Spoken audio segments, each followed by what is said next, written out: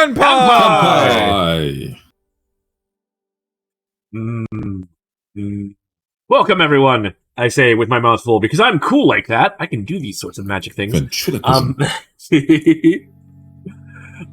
everyone, to Kanpai Cast for I'm doing a Kanpai news intro. Welcome, everyone, to Kanpai Cast, episode 104, where we're doing the summer 2023 full season review. We got a lot of shows, well, not as many shows as we did at the start of the season. I think we ended up dropping, it looks like 10 shows overall, which is a lot. But before we get into that, how are you guys doing this week? You ready? You excited? You excited for the new season? You Again, it's not the news.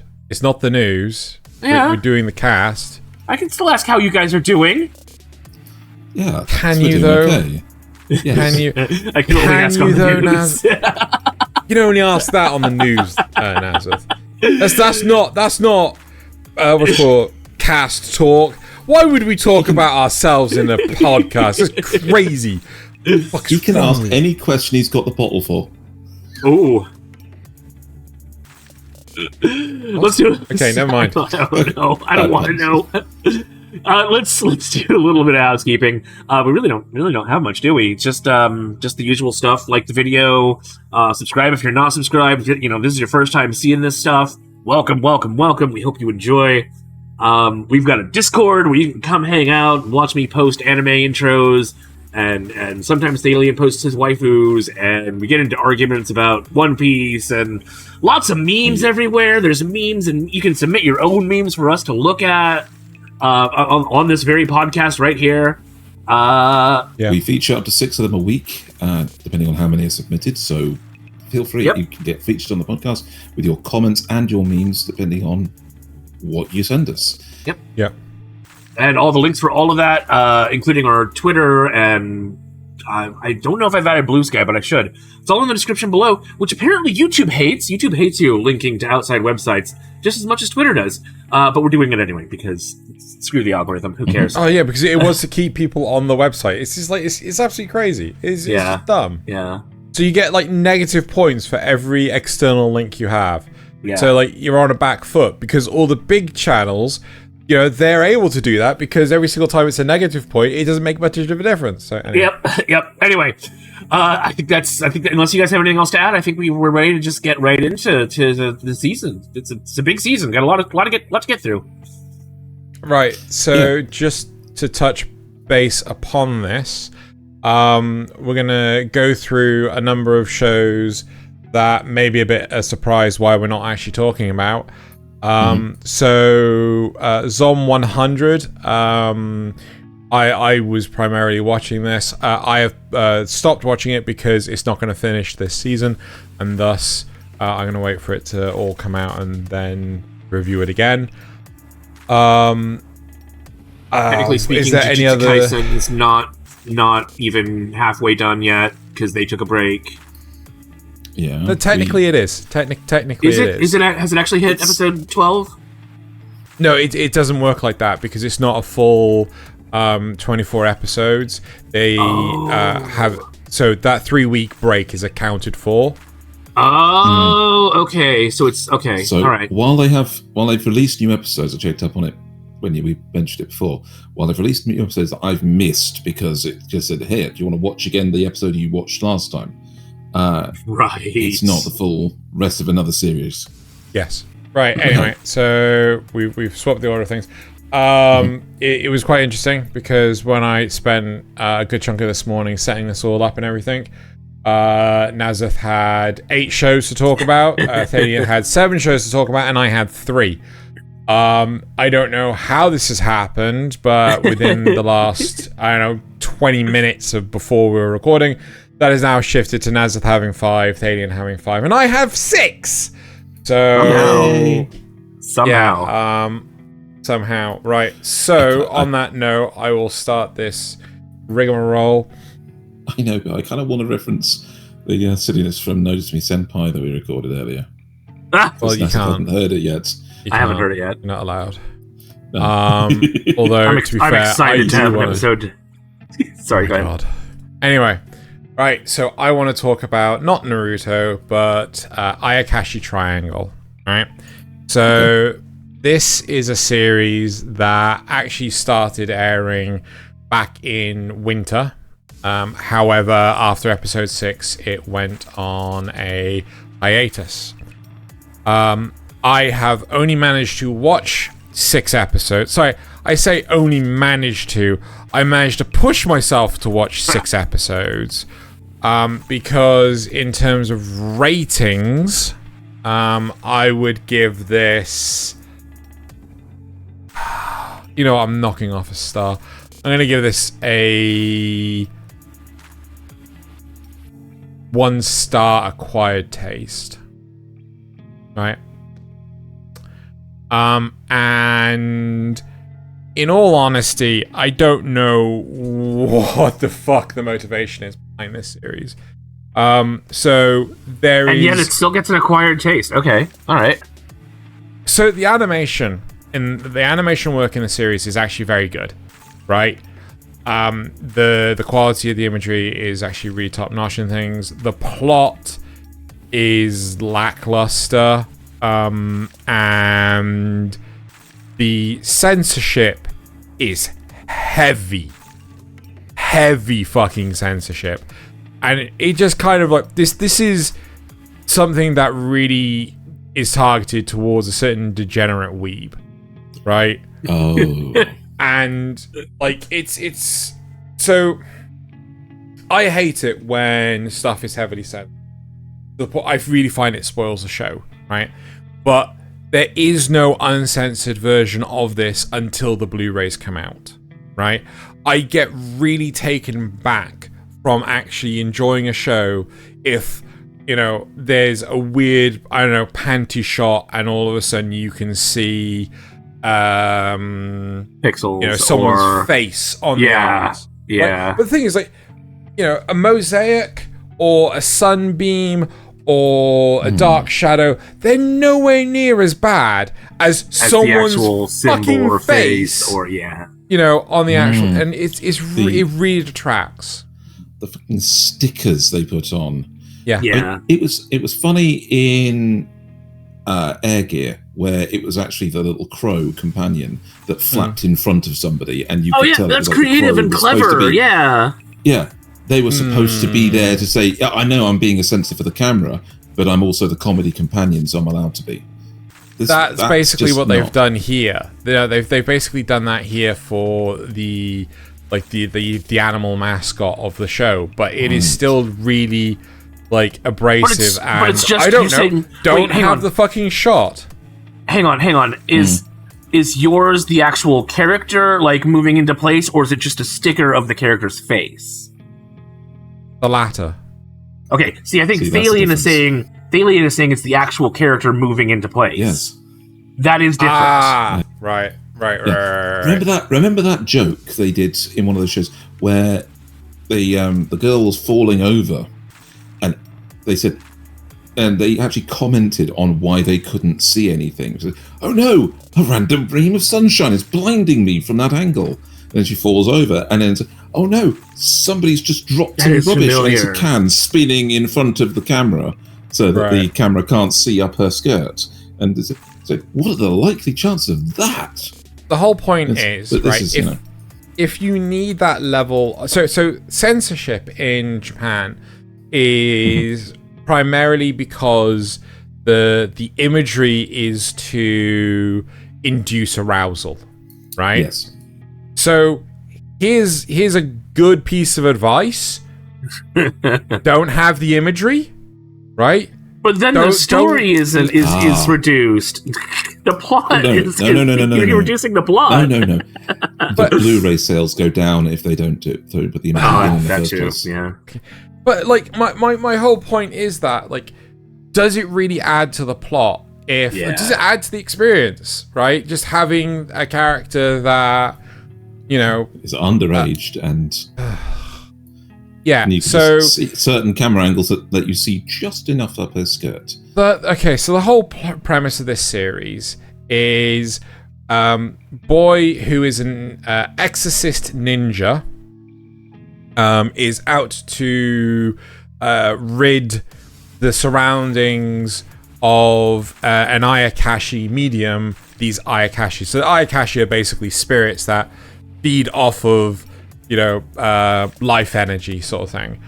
And when in the first episode, this boy is not this one, but when the main male protagonist is fighting the cat-like Ayakashi that you just saw mere moments ago, in order to defeat the this god cat Ayakashi, he ends up using this scroll, and when the Ayakashi is being defeated, the Ayakashi puts a curse on him that makes him swap gender.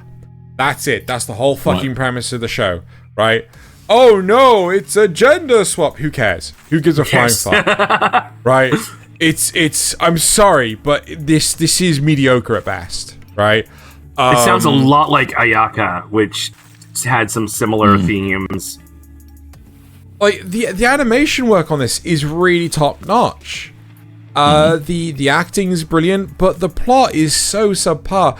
And I've seen other AniTubers rant and rave about this, saying like this is the best thing since High School Double D, and it's really fucking not. Right? That's disappointing. Well, Yeah, is it? definitely. I mean, it's like, Well- I mean, is this really something that you would go out of your way to watch, Nasuth? I mean, I might.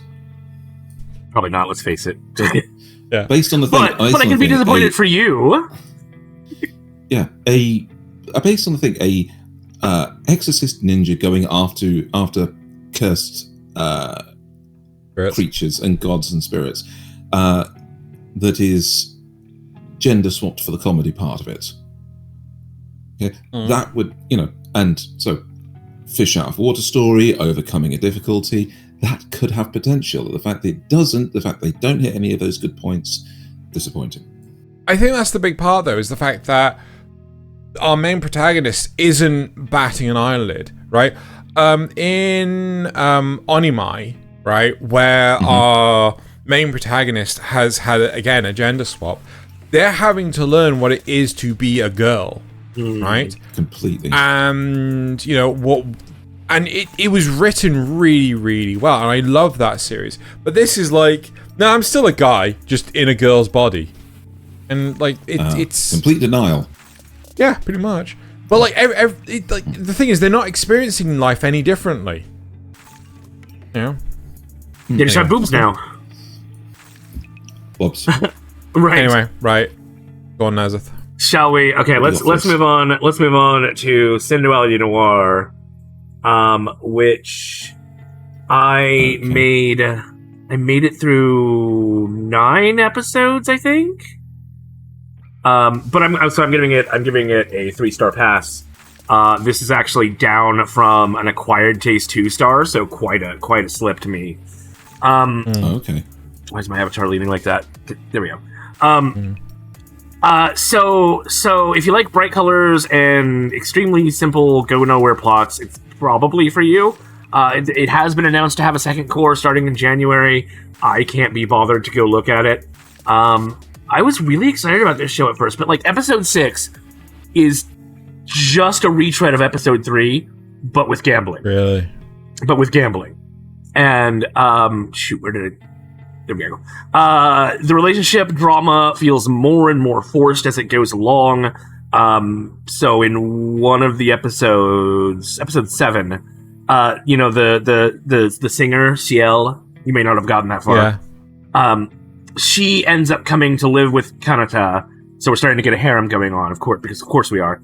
And the childhood friend, because she feels like she owes Kanata for saving her.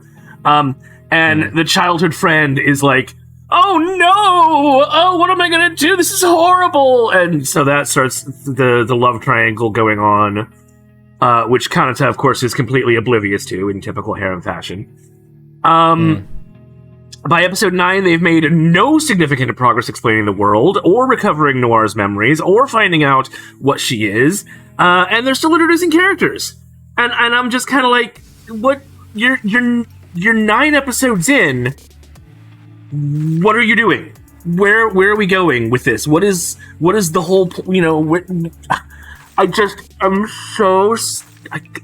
just can't. I don't know what else to say about it. It was so... Oh yeah, they had a beach episode. They had a beach episode in the middle of this. Could have been explaining more of the world. No. We got to do a beach episode. Bikinis. Yeah. Oh yeah, one of them almost drowns at a life park or a water park where there should be lifeguards. I mean, what? That's so the breaking point for me. This episode says there's when a Mega's contract is broken, the Megas loses its memories by being formatted. But we saw Kanata rescue CL and then break his contract with her so she could be free. Didn't even come up as a potential issue. She didn't lose her memories. It's breaking its own rules. There's no point in watching this if it's just going to break its own rules. Wait. Yeah. Is it when the owner breaks the contract or when the android breaks the contract? They say it's the owner, I believe. Right, okay. Why is it doing this? No one knows. There it goes. Like, shake it. I'm having issues today. Right. Anyway, so yeah, it's a very beautiful anime, and the mechs are surprisingly good for being CGI. I'm sure the game is great, but I just don't know what they're doing with this anime, and it's really sad. So it comes together and it's lesser than the sum of its parts, basically. Essentially, yeah. I just don't think they know what they're doing with it. Or if they do, they don't know how to get there in any kind of reasonable fashion. That law break that you did there, I'm guessing that there was something in the game that they've just kind of missed when they did this in the anime and not explained.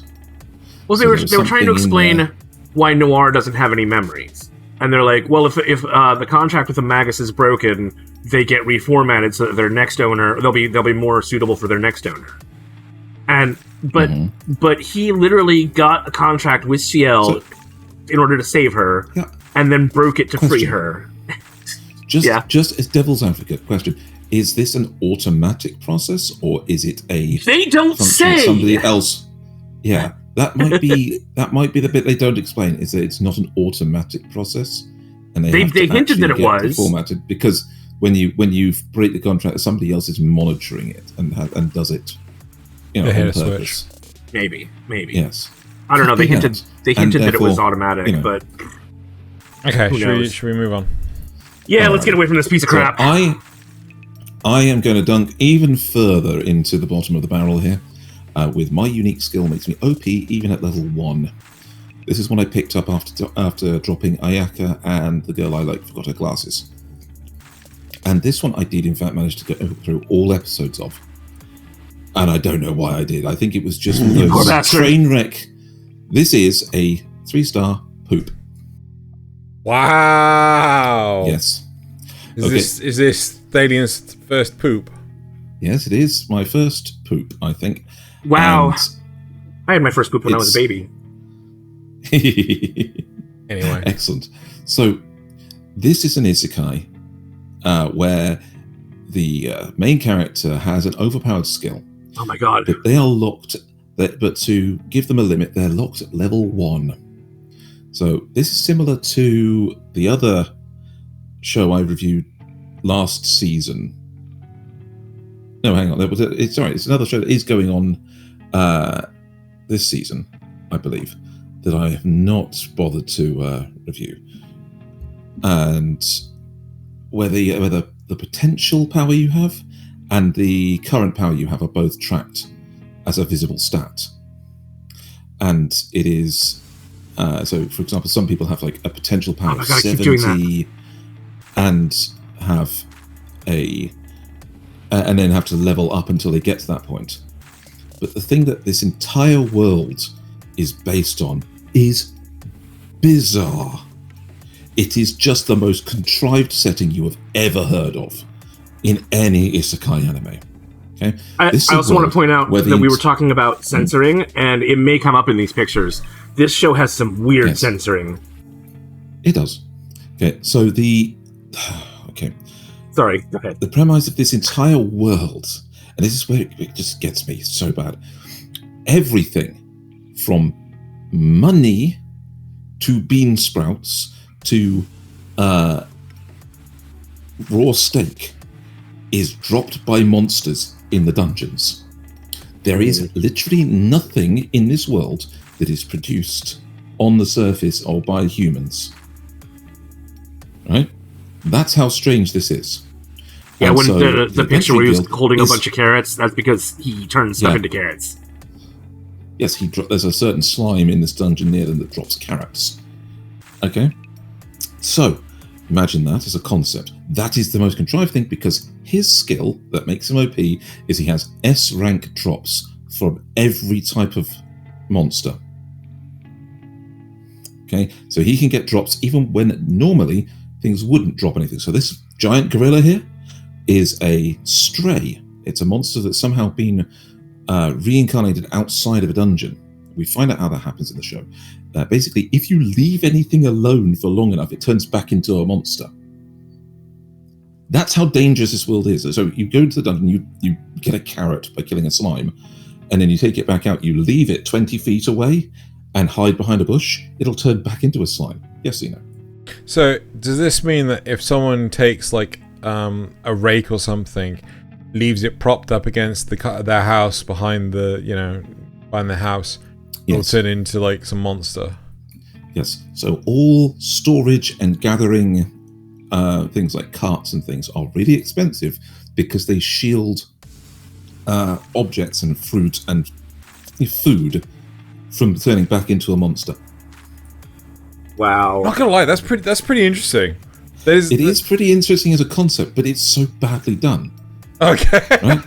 It's just so badly done that it's just set up for him to meet this girl who has F rank in everything except plant gathering, where she has an E rank. Right. And so she's basically useless and is living alone in one of the dungeons that only drops slimes and only drops plants from those slimes. And is trying to learn how to cook really well with vegetables. And he has S rank in everything, but he's only level 1, so he has no thing. But they then completely bilk that by introducing this new dungeon that forms when he comes to this world called Nihonium. Okay? Or Japanium. Yes. That has unique monsters that when he kills them, his S rank drops, cause them to drop a seed that upgrades his stats instead of leveling up. Sorry, where did this dungeon come from? It just appeared. It just appeared. Okay. Yes, it's a mysterious new dungeon that appeared. So him holding back this gorilla fist is because he farmed the top layer of the dungeon so much that he gained A rank strength. Right. Right. But the seed only works for him? The seed only works for him. Nobody else can pick it up. It seemed kind of a pointless dungeon. Yeah. When he kills this gorilla, it drops a weapon for him. It drops a pistol, a revolver, and a couple of bullets. Is this fucking Arifureta? This is the thing. It's so weird. It's so all over the place. Is that a bunny girl? Yes, that is the bunny girl. Who is only interested in carrots. Because, well, she can eat other things, but she's only interested in carrots. And because he's an S rank gatherer, the carrots he drops are literally the best quality carrots, so she follows him for carrots. And that's her entire personality. And she's also dressed in stereotypical like Playboy bunny outfit, girl. Which is weird. The funny thing is that all her clan is as well. When you see her history, she's it's just so weird. This is a bizarre show with a bizarre premise, and it's purely wish fulfillment because he can't level up, but he then finds a way that if he gets an item, for example, later in the thing, where he just makes everybody else's leveling up completely negligible because any excess XP he gets from something that he can't pick up converts to a crystal that he can give to somebody else and they get the XP from it instead. So he goes and max levels all his companions as well. I don't think any of the weird censoring has come up in these images, but like when I was going through grabbing them, I think it was either episode 2 or 3. I can't remember. There's like a bunch of bugs a little bit that they have to kill, Yeah. and all the bugs are censored. It's really weird. Yes. It censors the cockroach type things. They're called insect slimes or swarm slimes, and they look like cockroaches. And every single one of them is censored because the blonde girl is so deathly afraid of them she turns into a berserker and kills them all. Yeah, but with a hammer. Why are they censored for the? Oh, it's so weird. It's so weird. It is. It's for comedy. There's they introduce a concept for the mages that suffer because of the magic storms that give mages a headache. He makes a gun prevent them from. Yeah, that's the gun I mentioned. Yeah. It gives mages a headache that prevents them from using magic, and it's only relevant to the point where he then earns enough money to invest in a house that's shielded against them, so that his mage companion can not act like she's on her period every other month. It's that kind of silliness. Its concepts come up and are removed again. This monster that possesses another person, never mentioned again. The only heroic thing he really does, apart from the giant ape, is that when Nihonium spawns a dungeon boss, it prevents all the other dungeons from dropping any loot at all. So he has to go in and solo. Right, okay. So he has to go in and solo this boss to bring the drops back to all the other dungeons. It's pure wish fulfillment, and it's so badly done. This is a poop. Okay. It's well deserved. I couldn't stop watching it like a train wreck. Right. Should we move on? Sure. Okay, fine. Please. I'm going to go with the Masterful Cat is depressed again today, right? And this is probably going to turn into a debate or something. I'm giving this a 5-star, nothing special. Oh, shame. Right. Sounds about right. Now, sounds about right. I don't agree with you, but shame. Go ahead.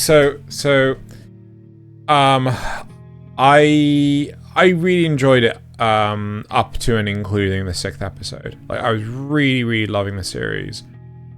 Then after that, the latter half of the series is constantly treading the same ground. You have the same running commentary slice of life. about... What do you expect? No. See, this is the thing though. My Dress Up Darling does not tread the same ground. I wouldn't say My Dress Up Darling is a slice of life, though. I would say it's a romance. It is 100%. No, it's 100% fucking slice of life. Yeah, it's a romance. I mean, the romance is really fucking one-sided. So and not the side that you think it is. It's a romance. It's a rom-com, I would say, with My Dress Up Darling. So okay, fine. Kobayashi's Dragon Maid is a slice of life. Again, does not tread the same constant. Yes, ground. but it's an exception. It's oh anyway. Right. The problem with My Masterful Cat, right, is they don't. It feels to me that they've run out of source material, right, and they're just padding the end, right. The characters constantly seem to be going through the same actions, and this is one of the common occurrences. So while our main protagonist, as depicted on the left here, is at work, she's always seen as like this woman has got shit together. She's got it all together and things. Domestic goddess. Be further from. Yeah. Huh? Domestic goddess. No, not domestic goddess at all. Right? She is seen at no. work. Sorry, yeah, that's how they see her. Oh. Okay. Yeah, at work, right? So when it's Monday, like her colleagues have the Monday blues. She doesn't, right? Yeah. Because she's actually had them on Sunday, right?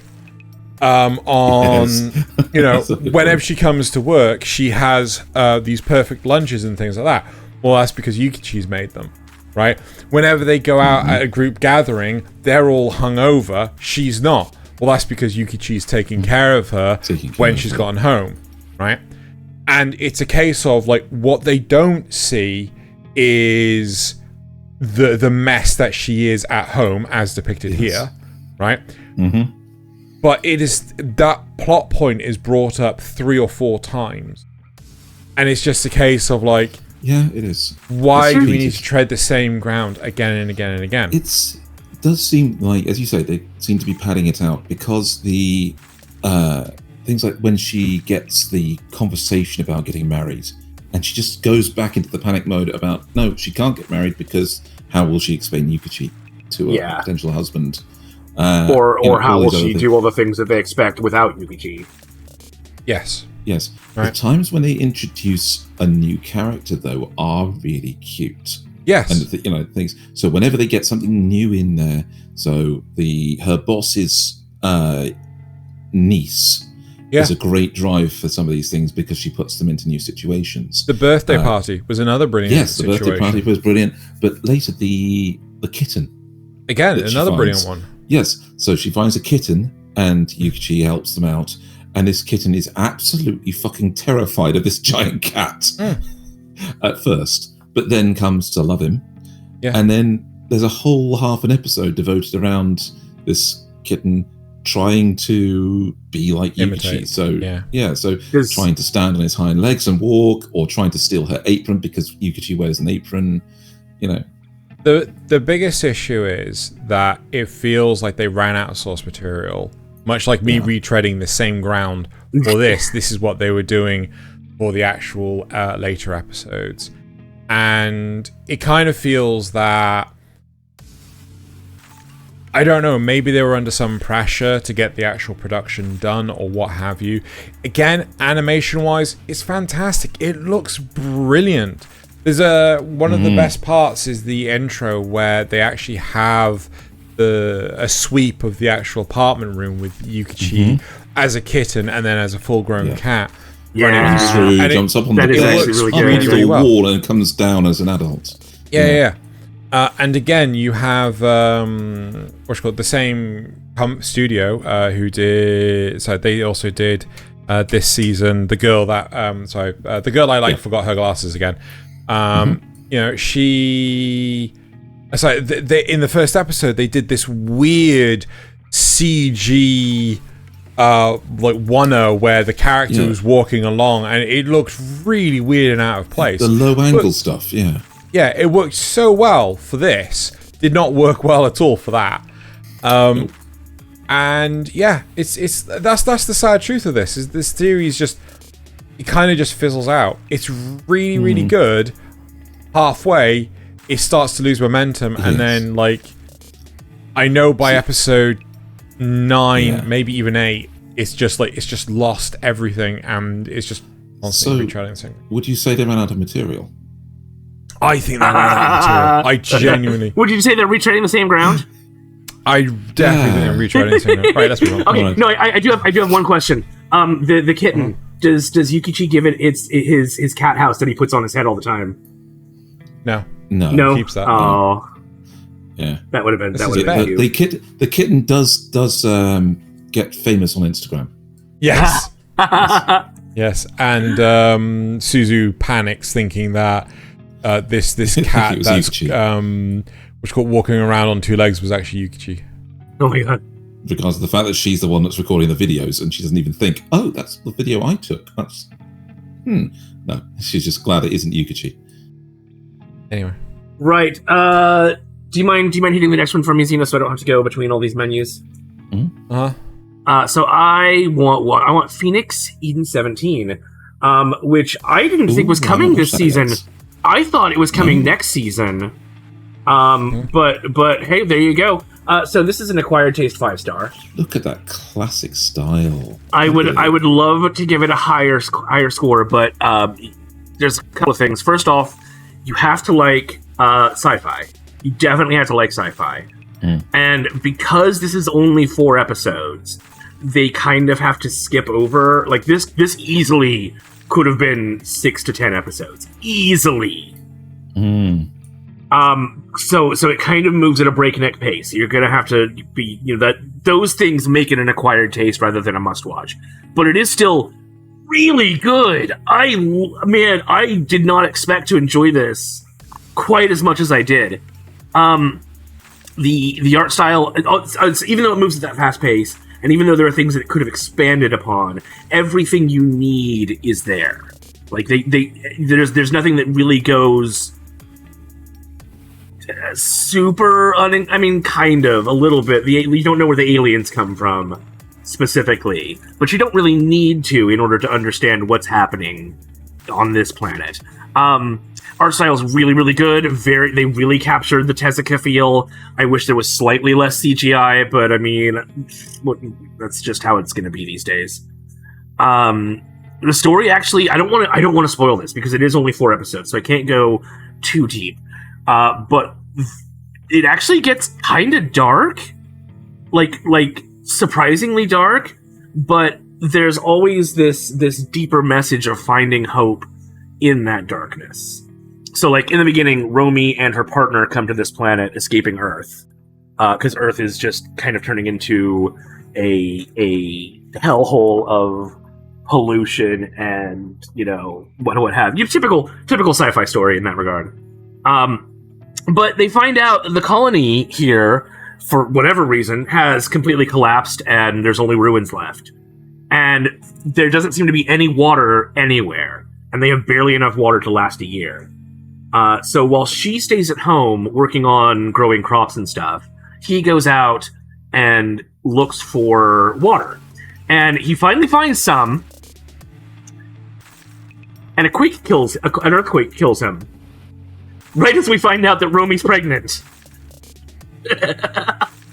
So very dark. But Romy goes on. Like, she continues. She has the child. You see later that she's made a lot of progress greening the area around their little ship. And then she wonders what's gonna become of her son once she dies. Is it okay to leave him alone? Should she kill him to spare him the suffering of living alone on this planet? She doesn't. But that's an example of where they go to. Like, the sort of dark psychological stuff that they don't normally explore.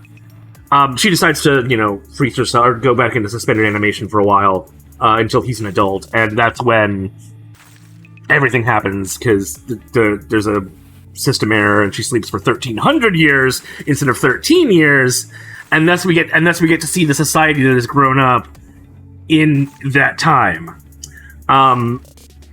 And then, like, we skip ahead like 40 years, once she survived, and she's like, I want to see Earth one more time. I don't care. I really want to see Earth one more time, and that's when the story really sort of takes off, and you get to see their adventures as they go back to Earth, and what has actually happened to Earth in all that time, and what happens to this planet while she's gone because she's not there to protect it, and just stuff like that. It's really, really good. The ending so the pace doesn't slow down much. No, it doesn't. It's breakneck. It is 100% breakneck. Wow. There is also an actual movie being released, I think, in November, which is essentially just going to be, I think, all the episodes smashed together. But it's said it's going to have a different ending. So I'm interested to see that, because this ending was dark but hopeful, like most of the anime. I want to see what the new ending is like. But yeah, since it's only 4 episodes, I don't have a whole bunch to say about it. Yeah, prediction now. But look at these shots. Look at these shots. I mean, I know this is all CGI and stuff, but look at that starscape and the scenes of the planet and oh man, it definitely reminds me of those ones that people used to like paint all the time. And I buy like spray paint and putting plates on it so that they could get the right halos of stuff. Album covers and things. This is the alien approaching her son, who is now all grown up. It doesn't stay in a blob form. That's just its initial form. Think of it kind of like Odo. Okay. So yeah, good times for this and for the movie to come. Yeah, definitely giving this a watch. Just 4 episodes and get through it in a couple hours. Yeah. So a short review. All right, I'm going to improve my lot by a little bit with Reborn as a vending machine. Now I wander the dungeon. And this show is odd. You don't fun. say. It's fun. Okay, it is fun because they keep finding new things, but it's odd because of the way it's trying to go. So this is a 4-star, nothing special. Which, it's gone up a little bit. It was 3-star, dead middle of the road last time, but I like it more. So the premise of being reborn as a vending machine in a world when you're permanently in a dungeon, basically, on one stratum of it, and so all the adventures take place on different ones, is still ridiculous. But they've integrated it really well. So the fact that in the earlier episodes he got the win for beating a boss, and they do it again with help, so that it was kind of funny. They trapped a boss in a pit and then threw him at the boss. Eventually, there was a lot of build up to that, but it was based on that concept, and so he got the loot for beating 2 bosses, and so he's at the point now where he's got enough survivability. His point system is massively long-lasting up until there's a dire ending battle, and then he uses almost all of his power to do that. And so they basically were able to do pretty much anything with him up until that point. Change into any vending machine, do things that would be normally a little bit silly, like spending a whole day. That was quite a nice touch. They threw in another slice of life episode where there was a competition for eating competition, and the girl we've seen in the screenshots before with the silver hair has the nickname of the Inhaler. That's her. She has the nickname of the Inhaler because she just eats, and we've seen her in earlier episodes just like spending loads of money on him to eat and eat and eat. Turns out she's from an orphanage up on one of the earlier levels, and so the prize for winning the competition was that she gets free use of him for the entire day. So she just has him transported up to her orphanage to give them a day of fun and full eating. Oh, that's actually kind of cute. It is. It's actually really cute because he turns into the water spray vending machine from the one you get for washing your car at petrol stations, and so they're able to squirt high pressure water up in the air to make a fountain for the kids to play in. And but it also sounds like it's actually in character for her too, because that does seem like what an orphan would do. Yeah, it's a bit of a reveal for her, but at the same time, it makes perfect sense. His exploits have made him a little bit famous as well. So where the two of them, Lamis and Boxo, go and join the Menagerie of Fools Guild or adventuring party, so they're able to go off on different adventures and meet up with different people. And some of the new characters are fun. The Band of Gluttons is a group of anthropomorphic Tasmanian devils that they meet. So it has a nice varied cast. There's great little character interplay, but it is still just a generic isekai in the sense that he's just given the tools to bullshit his way out of some things. His overpowered shield, his barrier, plus the other abilities he's got as a vending machine give him the opportunities to just do things that other adventurers would not do. But he's still a vending machine, and they still end up with the final scene of the show being 3 girls all showing their gratitude to him by kissing him on the front. So there is a good little overarching thing that they've declared there's going to be a second season, and the thing is, if you beat one of the floor bosses, you get a coin.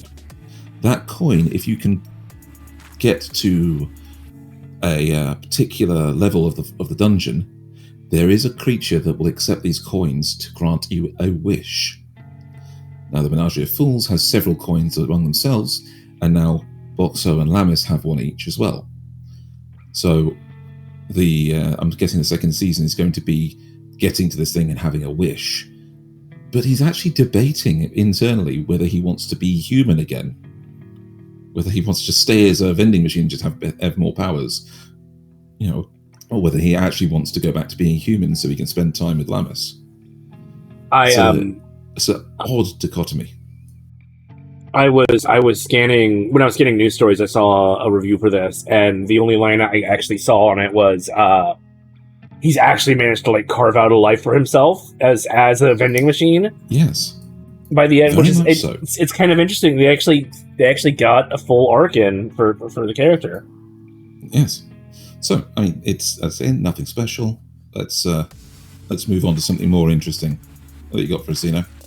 Okay, so more interesting. That's a good. right. That's a tough ask. I mean, look what he's got left. So I'm actually gonna go with the Misfit of Demon King Academy Season 2. Right. I just wasn't able to finish this in time for the review. So I rewatched the whole season now that it was finished. After the delay, we had the big delay from spring. And I really enjoy it. However, I think this is one better to enjoy in your native tongue than it is to try and read the subtitles and follow along what the fuck's going on. Controversial opinion. Xeno says dub better than sub. No, so I'm going to go with... It's definitely an acquired taste, but I'm thinking a 3-star acquired taste. Okay. Right. Okay. You need to have seen the first season, and the first season has the super Chad moments, yes, what should we name our newborn son? Anos Voldigold. And I still need to watch that. He's all grown up. He's so grown up. Our son, he's all going to go to high school. Yes, and I'm only 3 months old. Yes, I've seen that scene. I've used that in Notice Me Senpai, but I've never actually watched the show. It seems so ridiculous.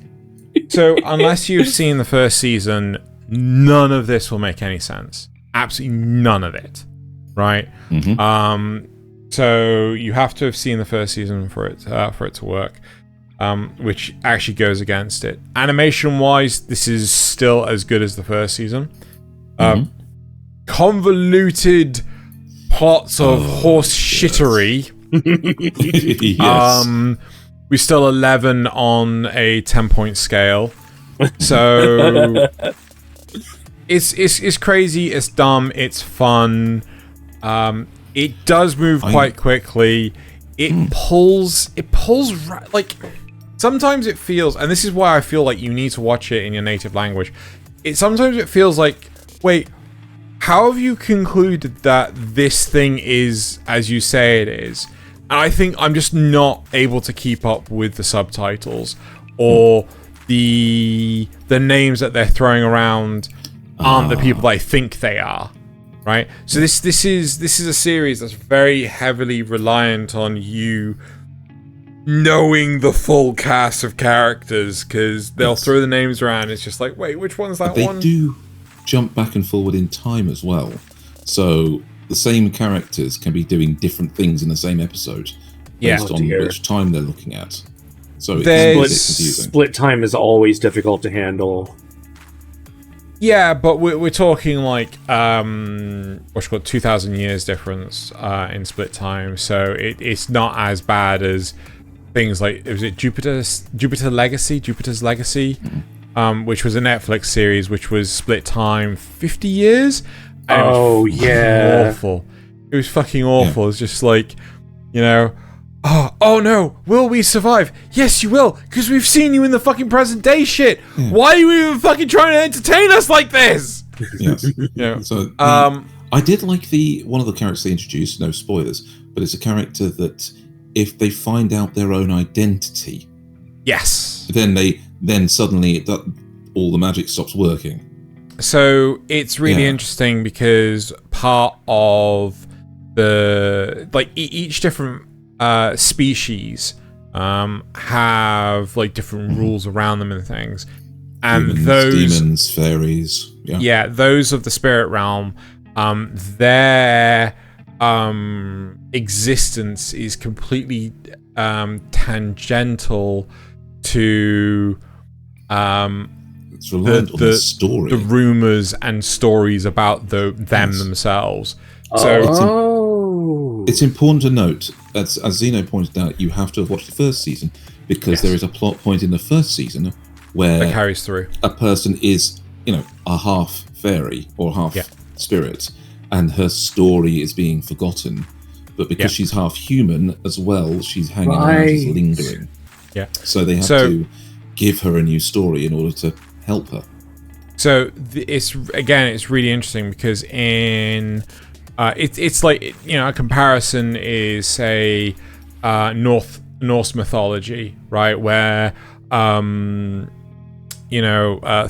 is the god of thunder. Is it thunder something and war? Oh, I don't know. Yeah, he embodies multiple things, but the Thunderer is one of his titles. Yeah, so basically, he can wield Mjolnir. If for whatever reason they do something and make it so that he can't wield Mjolnir, right, he dies, right, because he is no longer able to follow his own story, and thus he would die. That's how the spirit system works within this. Exactly. So the Norse one is Ragnarok is foretold, and everyone has their role there. So if you become unable to perform your role at Ragnarok, you die. Yeah. So that's the sort of thing that we're talking about with regards to that. And it's really, really interesting. It's really, really well done system. The plot is really good, but it is quite convoluted. Right, and it I did a meme. Was it last week? Is like, you think killing me is enough to make me die? That is Anos. That is fucking Anos Voldigold for you, right? Chados Voldigold. Yeah, I'll kill you with my heartbeat and then bring you back just to kill you again. Yep, yep. That is Anos. So that's pretty much it. I do think it is worth watching. You have to have seen the first season, but it's not going to be for everyone. And wait for the dub, apparently, because I get that though, because I think that would be the best way. I'm sort of waiting for Eden Zero's season 2's dub before I binge that. Well, it's also like Ghost in the Shell. Like, I absolutely love Ghost in the Shell. I cannot read the subtitles that fast, right? Yeah. they go through so many technical things. I have to watch it dub, and luckily the dub's amazing. But still, skill issue. Dyslexia. Yes. Blind. Anyway, right. Should we move on to the next one? Right. Let's do Mononogatari, which was on track to be one of the best shows this season. This is not right, I don't think. Didn't I drop it down even further? Sorry, what's the thing look like? What's the it is that one. Yeah, that one. They go for it. So this is wrong. This should be a 3-star acquired taste. It was a 0-star must watch. Boy, has it fallen. I would love to give it a higher score. It's really got like everything you'd want. It's got action, it's got romance, it's got character growth, and then it fucked up the ending. It just whizzed it right down its leg. Could have aimed for the toilet, went right down their leg instead. The build up towards the final confrontation is, generally speaking, pretty well paced, even though it's sort of takes the entire 6 episodes, but it's good. I like that. I like that they're putting pieces in place, and then like the final 3 episodes are the actual climax. That said, the climax itself really badly paced. They keep like you said, they keep retreading the same ground. They're like, oh, we're here to get Botan, and we're working together now. It's the I don't want to give too much away, but two of the groups that we thought, or one of the groups that we thought was working with us, is in fact not. I won't tell you which one. There are several groups in play here. It's Arms Full Off Boy. Actually, that's a traditional like pipe. Because this show is all about creatures that turn into. I forgot to start my timer. Somebody timed it for me. Good. Creatures that turn into, or objects that turn into creatures when they are inhabited by these spirits from the other world. Lots and lots of pauses for dialogue. The realizations that the characters have feel repeated, especially Hyoma, who keeps realizing over and over and over again that his reason to keep going is Botan. And that is important, because before, his reason to keep going was revenge, and he's found something better to fight for. But they keep doing, like, oh, Hyoma's been knocked out of the fight. I must keep fighting for Botan. Oh no, Hyoma's been knocked out of the fight again. I must keep fighting for Botan. It's that problem. It does that problem. Ultimate Villain is actually really, really well acted and really well written. Hyoma's reactions to him are also really, really good, except for, as I said, the one issue where he keeps having these realizations. But the biggest problem is that they sequel baited. Right? They were on track to have a really nice, tight 24-episode story. And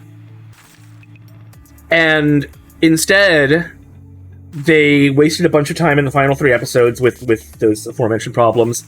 And then we're like, the main villains just kind of fuck off. They just like, yeah, we'll come back.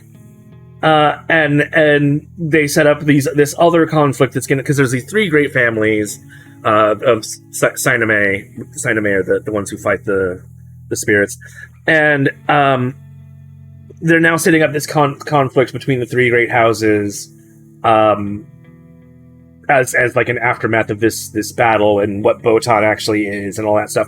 And that's great. That's great and all. I'd love to see more of this series. But at the same time, you had a chance right there to do a really good, just nice, tight story. And you just fucked it up. You just fucked it all up. Would I recommend still watching it though? Yeah. Just be aware that they are sequel. At least the sequel has been announced, I'm pretty sure. Yeah. Maybe wait till the sequels come out so that you can watch it and then go into the sequel. Yeah. Would you say? Yeah, fair enough. Okay. But I love the spirit magic that they use. I love the enemy, like the spirits are all really creative and make sense for what the objects they're created from. Like the Bureau of Traditional Music, they're all made from musical instruments, and their one goal in life is to be seen, to perform for people, to have, bigger and better performances, that sort of thing. The Bridal Trousseau, which is the group that are around Botan, they're literally all made from items, traditional like bridal items, and their main goal is to see Botan happy and eventually married. And the only way they can do that is by protecting her. So there you go. It's honestly really good in that respect. It's just, oh my god, the ending. Why'd you do it? Why'd you do it, Mononogatari? All right, that's all. Don't really have anything else. Okay, fair enough. So let me take over onto another one of my silly isekais. This is Am I Actually the Strongest? And this one is slightly better than the other 2, putting it at a 4-star. Nothing special.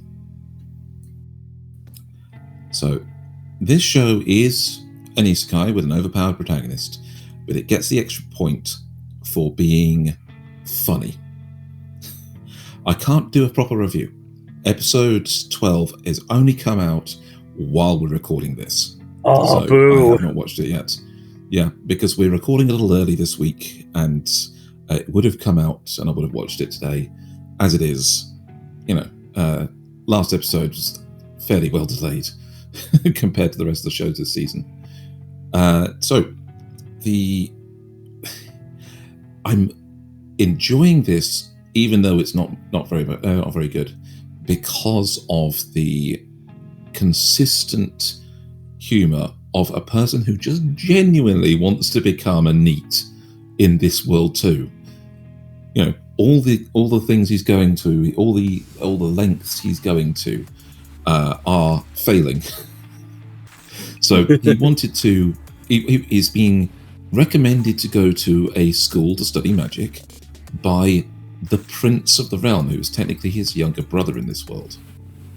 Okay, and this is all because the younger brother got his ass beat by him, and now wants to somehow get to know this new friend he's got that he feels a strange connection to. The older sister of the pair, the princess, is also interested in making sure this strange boy gets an education, has the opportunities, because he seems to be more than he lets on. But because he wants to be a NEET, he wants to go there, sign up, and then get kicked out as fast as possible so he can just go back to his daily life. So he has to take an entrance exam, and he looks at this thing and goes, "Oh well, this is I don't know any of this, so I'm just going to put down I don't know." And he gets to the section on ancient magic, which is his specialty. His particular brand of magic is what technically was ancient magic. It's what they now call barrier magic with no element, and it's just really flexible and versatile. So he puts in vague answers about that, saying, "Oh yeah, well you can use it to make interestingly shaped barriers that you can turn pretty colours." And there's a teacher that's studying ancient magic and immediately says, "Yes, I want you in my study group." So he doesn't get rejected from the school. He gets personally invited to a unique study group because he did something unique with the barriers. More about because he knew something unique about ancient magic. So just to be clear, it's something he thought was mundane, but is actually really amazing. Yeah. Okay. It gets worse because he finds out the school lessons are tiered in 5 levels based on ability, and so he gets put, just based on his I don't know answers to the majority of his entrance exam, exactly in the middle of the pack. So on the first day, they hand out some work for them to do, to say, okay, you go up or down here based on your ability, so that you don't have to rely on your exam results permanently. So you think, this is great. I can just go down until I get kicked out. But he looks at the work to do. He says, is the education level not really good here? Because I was helping my little sister with this content, when she was studying at home. So. Oh, wait, is this the one who showed his little sister anime and stuff? Yes. Yes. Okay. So he was helping her with classwork at home, and so he thought, okay, well, I know enough about this, I can get exactly 60%.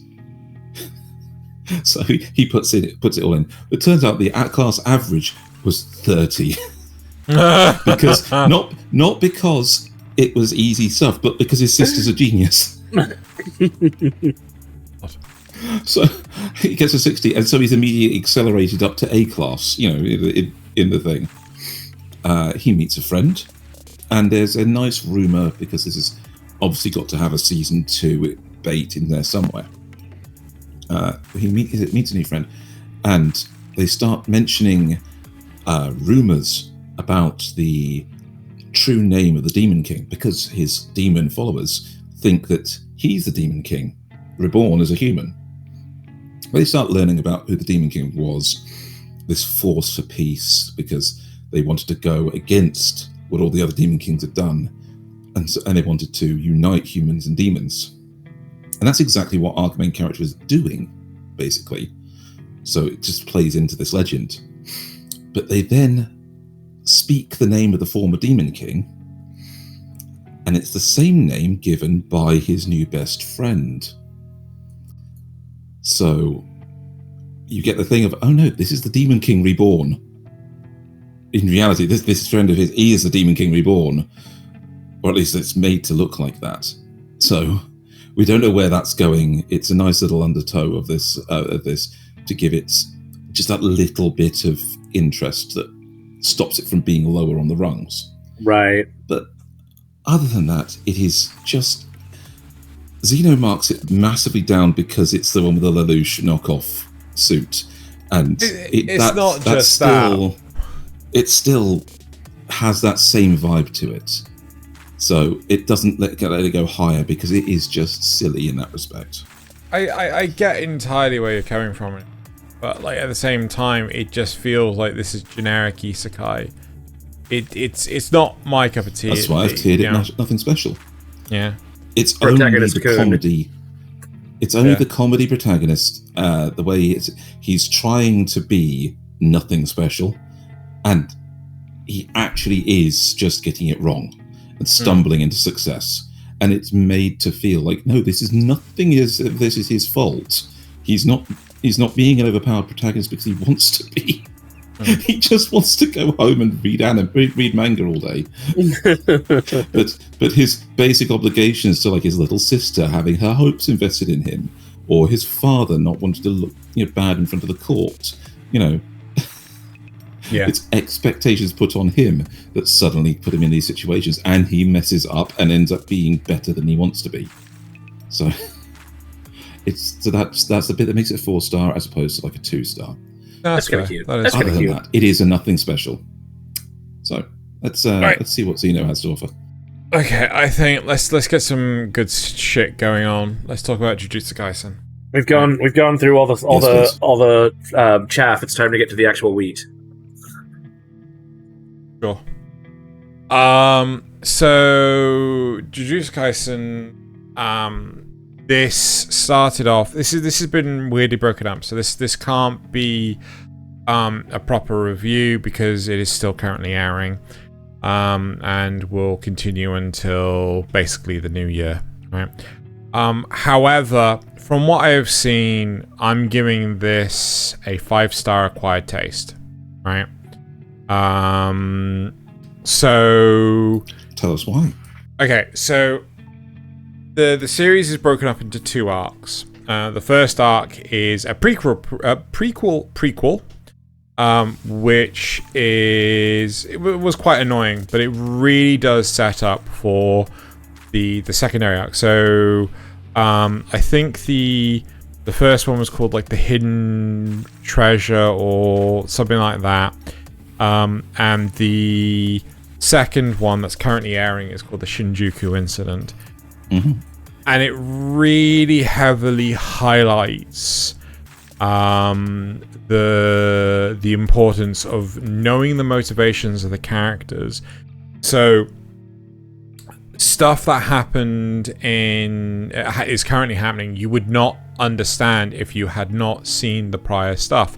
You wouldn't understand unless you've seen Jujutsu Kaisen 0, and you wouldn't understand if you haven't seen I think it's called Hidden Treasure, the first half of season 2.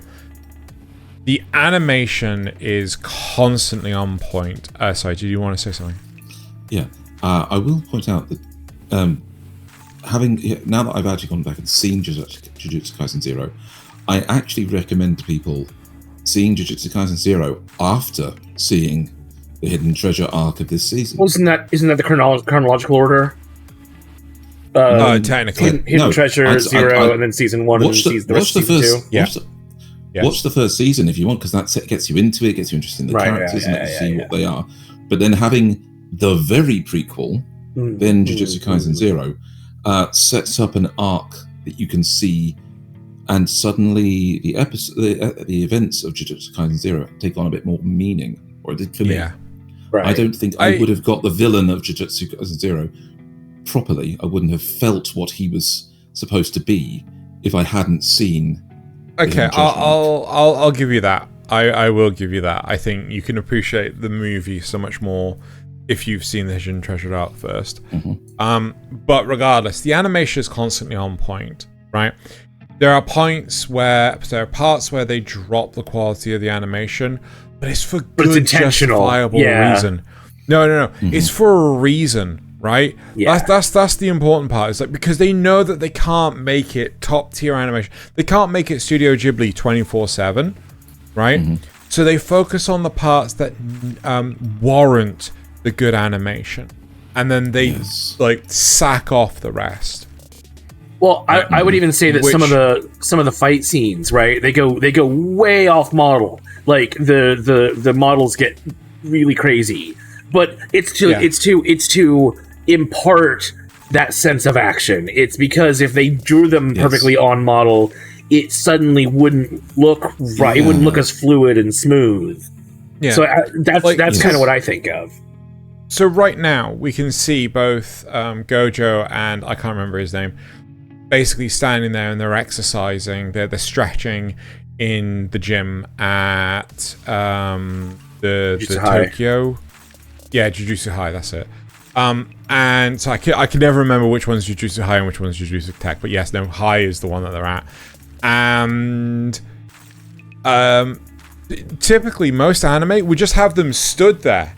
Like just stood perfectly still, just talking at each other. And like it's it's the subtle things that where Madhouse, Mappa, David Production, Project IG, they will go that extra length, and it really exemplifies the they could literally have an entire episode about drinking tea.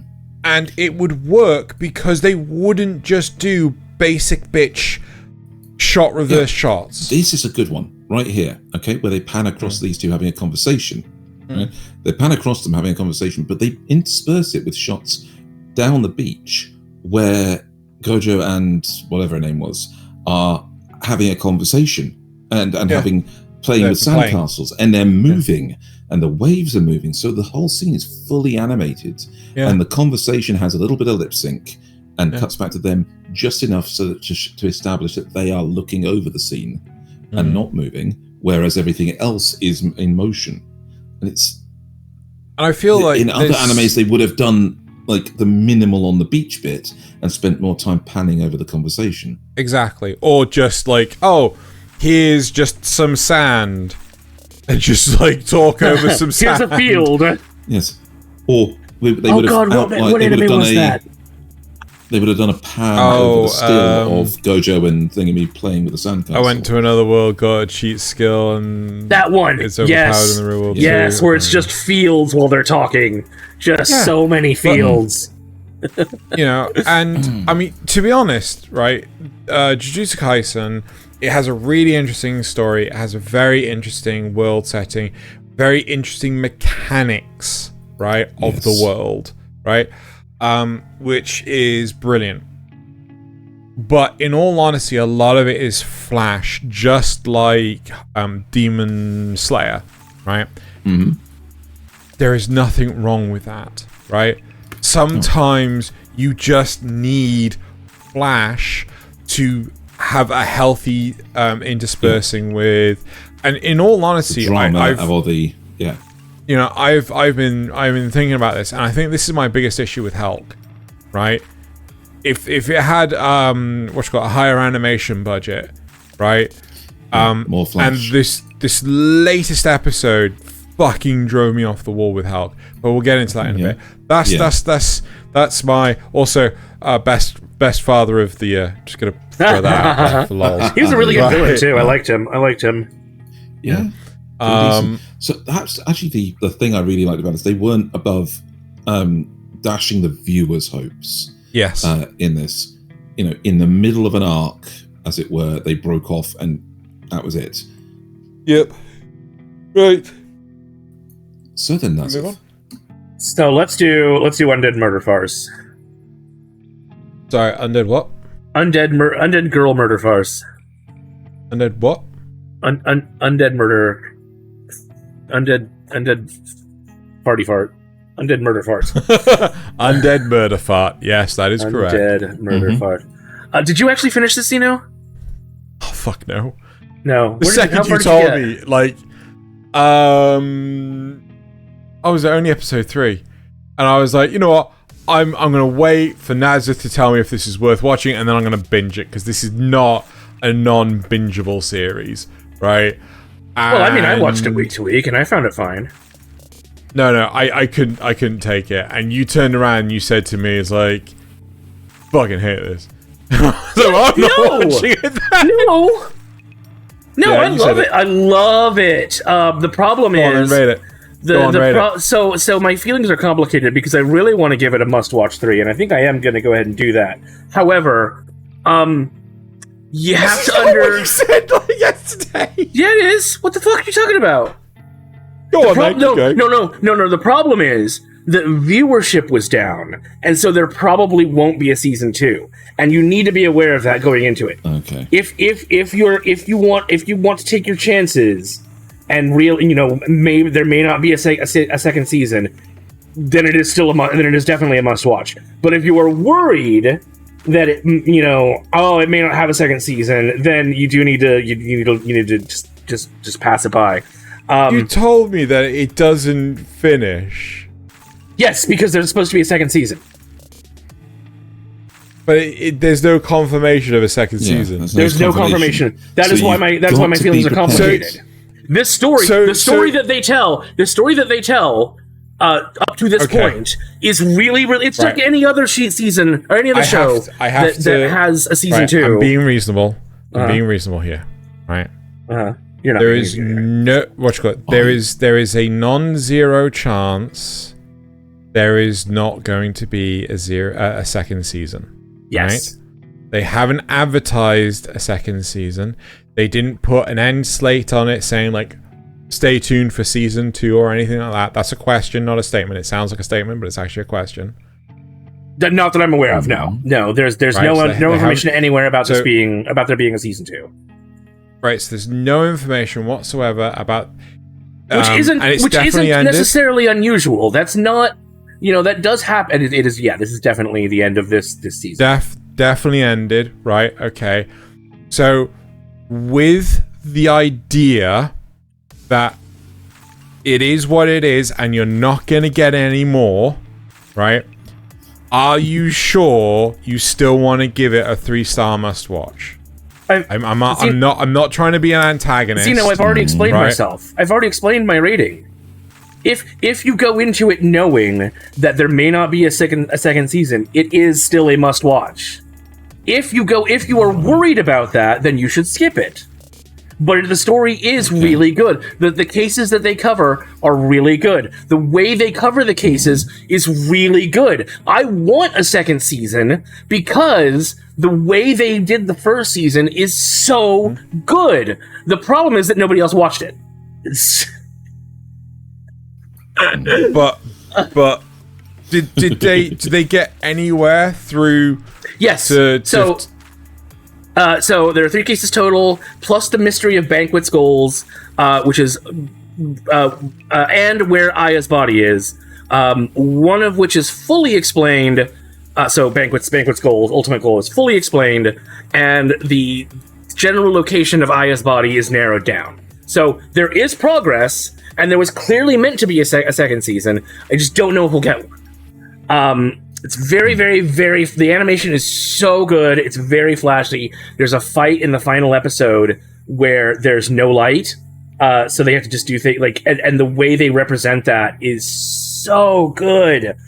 The humor is incredible. Like, it's such dry wit, which I love. The cases are... Like, all the information for the cases, they're at the beginning. The moment they show you the case and they go over all the evidence, everything you need is there to solve it. Wait, I thought you said that wasn't the case with the vampire one. No, it is the case with the vampire one. It's the case with all of them. I think there was a bit of vaguity, but he did say that. I'm pretty sure you don't get like certain parts until like the next episode. No, we did say that. Well, yes, but it's not what you were fearing, where a crucial element is only revealed at the end. So they give you all the clues at the beginning, and then they talk through them. So the audience may not put it together, but until the end. But the evidence is all there. You know what? I want to go into full-blown spoiler territory now. I want you to slap the spoilers on. Right. Okay. All right. Right. Okay. So, what was the revelation of who done killed the lady vampire? It was the younger son. Right. That's been so long ago. I don't have all my notes for that. But essentially, they figured out that because his hand wasn't injured, and there are swords in the house, he's the one who killed her with the silver stake, and then he cut off his fingers so they regenerated and did not appear burned. Oh. Okay, because he can regenerate, but of course the silver would have burned his hand. Yes. So, the bottle. Palm. It may have cut off his whole hand. I don't remember. It's been a while. Okay. Yeah. So he didn't have any scars on his hand, and that was telling because he should have had some scars. It was a new hand. And also because there was a reason he should have also had scars, but didn't. There's a reason there's a perfectly justifiable reason beyond killing her that he should have had scars but didn't, and that's the clue, is that he should have had scars but didn't. The holy water bottle was dusty, clear, indicating that there had never actually been any holy water inside of it. There's a bunch of stuff like that. How do we know that? In the episode where they show it off, where they go to the room and look inside at the scene of the crime, they talk about how the bottle has dust in it, inside of it. So it's been open in an area where it can collect dust. Okay. It's things like that. Okay. So that we have enough information to know that. No, there's more than that. The youngest. There's more than that. Obviously, there's a whole bunch of clues that they go over. Xeno. What? You said from the first episode you would know. That was the first case. You expect me to remember that far back all these tiny little details when we're 2 cases after that? Hold on. Let's be fair. 12 episodes, and we have 3 cases. Yes. What's wrong with that? What's wrong with that? 4 episodes a case. Yeah, what's wrong with that? What are these movies? Plus, Could you not peek your mic a little bit, just please? Plus 3 cases, plus Banquet and what their goal is, plus Aya's body and what that is. Oh my god, like. Yeah. Okay. You have such a TikTok brain. Oh my god, 3 episodes, 4 episodes. I do not have a TikTok Oh my brain. god, I can't pay attention that long. Yes. Bloody millennials. No, and their like, attention why spans. isn't there a fucking movie per case? Okay, shush. That's enough. Gentlemen, we've peaked the mics far too much already. Let's just take this down a notch and say that, okay, so Nasuth believes that there is... Do you want to hear about the last case? I can tell you a little bit more about the last case. No, because I know nothing of the last case. We'll see that... Yeah. Okay, so all I'll say to finish this off is... Hang on, let me get rid of the spoilers. It's not unusual to only have a season 1. Honestly, I'm really shocked that you're rating this so highly. It's so good, though. Like, the cases are so well thought out, and the procedure that they go through to figure out, to put the clues together for the audience is so good. And it's all overlaid by this dry wit and amazing interaction. The villains are all it's so weird. The villains are all this is a world where every mythology seemingly is real. So you've got werewolves, you've got vampires, you've got Aleister Crowley and the Phantom of the Opera and Lupin III, Arsène Lupin and Sherlock Holmes and oh god, who else was it?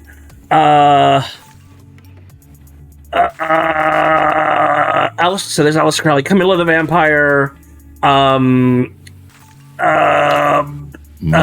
Moriarty. Yeah, Emma's from Moriarty. So Jack the Ripper. Yeah. So like all of this stuff, all of these characters are real, and there's a really good fight with them in episode 6. Did you enjoy the League of Extraordinary Gentlemen? Never watched it.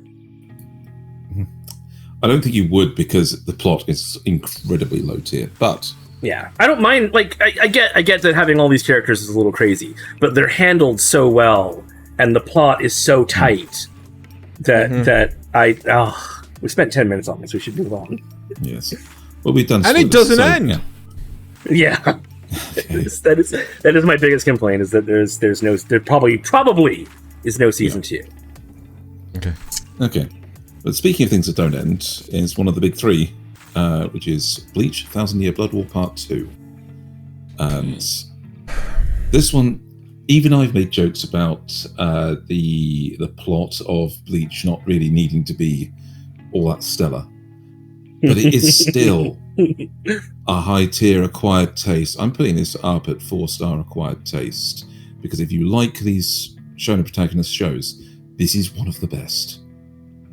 And you do have to watch Bleach to get here. There's a lot of episodes, we know.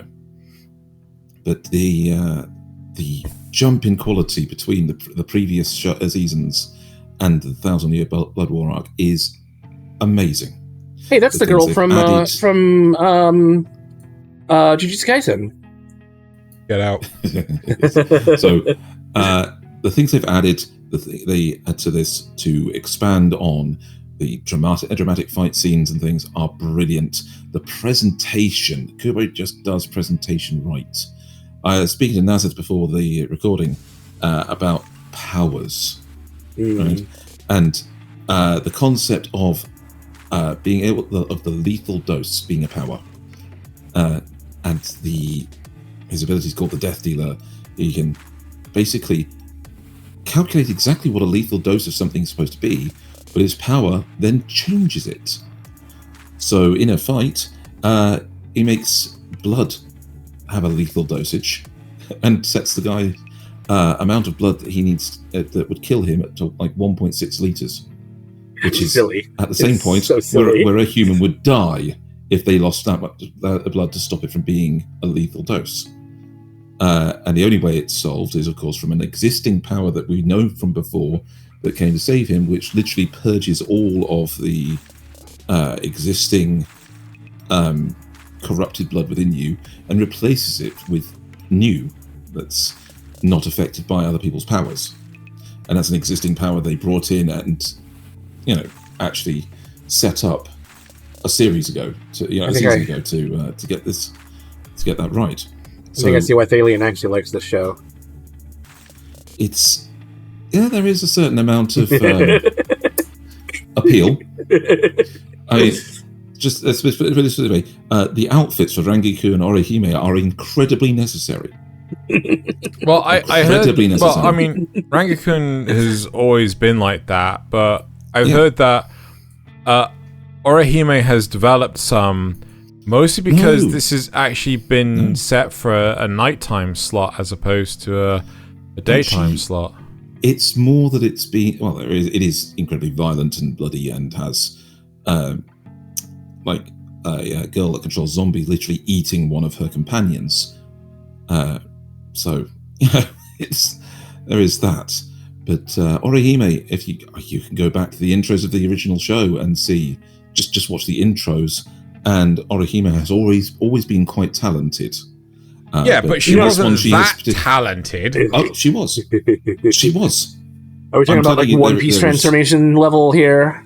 No, that's what Xeno thinks it is, and it's not. It genuinely was. She was. I've seen comparisons. I have seen comparison shots. But it's just the outfit. Orihime at the start. No, it's not the outfit. It's not the outfit. It genuinely is, because you could say comparison shots, but from when she's in like a schoolgirl outfit.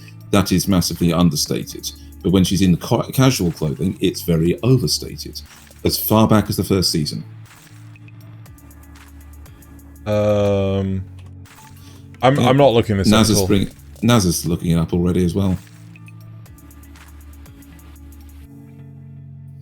No pictures. The comments, but yeah. Oh well. Yeah, no, I will provide my things from after the class. So that's that's not a thing. So that we're not reaching any YouTube thingies. It's a. What are you doing? Anyway, that's got nothing to do with it. Anyway. Yeah. So the point of this is that if you are already a fan of Bleach, there's no way you wouldn't watch this. But if you're a fan of well presented and higher production shonen shows, Bleach is worth the time you put into it. It is great presentation. It's great progression of a character, and has just enough waifu fan service to bring you through. So, I would recommend this to the shonen protagonists, kind of fans. The shonen crowd. So, yes. Right, let's move on to Xeno's next one. I know, I'm still trying to find a comparison shot, but so many of the screenshots are actually from the 1,000-Year Blood War. Because this is 1,000-Year Blood War we're discussing. Yeah, but I'm trying to find stuff of the old show as well. Compare, but anyway, right. What are we? We're moving on to my one. I'm gonna do NieR Automata. He's gonna be NieR Tomato. What is wrong with you? Why are you like this today? What? It's a great name, NieR Tomato. It's actually linked into Witch from Mercury. Let's see. Sorry, go ahead. Sometimes I just despair. You despair? Right, okay, so let's I'm gonna rank this. What am I gonna rank? What are you gonna rank this? Probably now that it's 3-star acquired taste. Really? Well, yeah, it doesn't finish. It's nowhere near finished. Yeah, but as a season, you're halfway through the. Yeah, you're halfway through the plot. Okay, all right. The best meaning of NieR Automata is not in the first half of the series, it's the second half. Oh, okay. Right? So if they do continue it, it'll be better. But yeah, it's like, the first half, it's like Chainsaw Man, right? The first season of Chainsaw Man lays the foundation for the series, right? But unless the series continues, it is nothing. Now, they have announced for NieR Automata there is a second season coming. It's in production, right? And as long as they do it well, I think it'll be fantastic. Now, there are a significant number of changes in this half of the series, right? I'm just trying to think, so a lot of events just haven't happened, right? I don't know if you remember, my live streams of playing NieR Automata. There's an event where you actually have to deal with this machine life form that's off the coast, that's slowly making its way to the mainland. And even the machine life forms can't control it. Yeah? No? Okay. No. I'm with you. I know. Yeah. So they just completely cut that out of this series, right? Entirely. They've changed a lot of things, but they haven't made it easier to actually get introduced into the series. So does it feel more like you're cutting out side missions and stuff that's not fully plot relevant? Or does it feel like the one you're talking about with the machine coming out the coast? That sounds to me like a side mission. But is it actually plot relevant? It's I think the whole point is it's all plot relevant. I mean, I hate to say it's all plot relevant. But how core plot versus tangential plot? No, because like it leads into stuff that, like, you know. So basically, if memory serves, Thaylien, please correct me if I'm wrong. After that event in the game, 9S goes missing. Right? They don't know where he is, and you have to go and find him. Yes. Right? But they make 9S in the series just missing for the sake of being missing. Right? Right. And so they don't give. So in the game, there's a reason, and it's the fight. Yeah. But in the anime, he just, okay.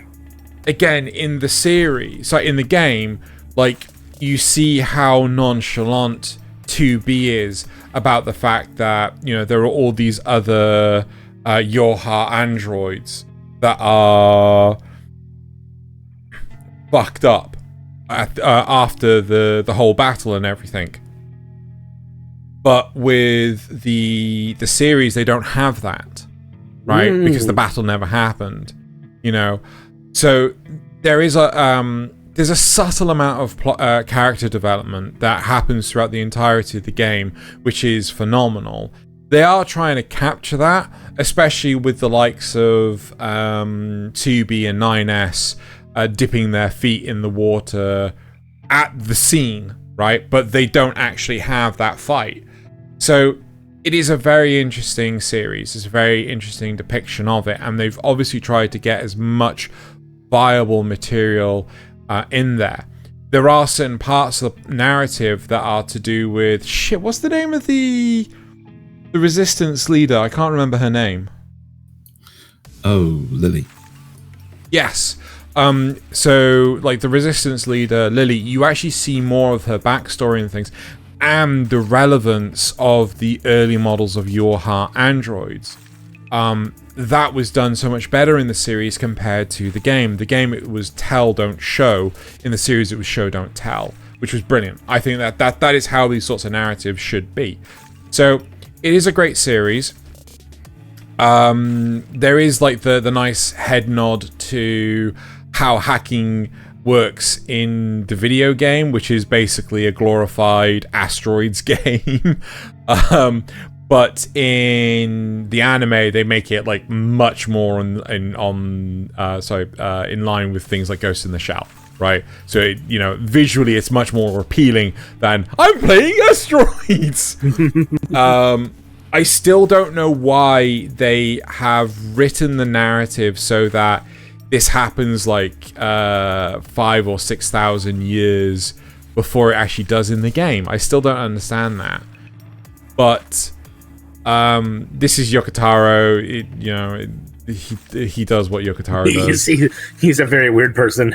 I mean, I've made jokes about the whole Blue Sky thing that you made, Nasuth, about the comparison between Hideo Kojima and Hideaki Anno.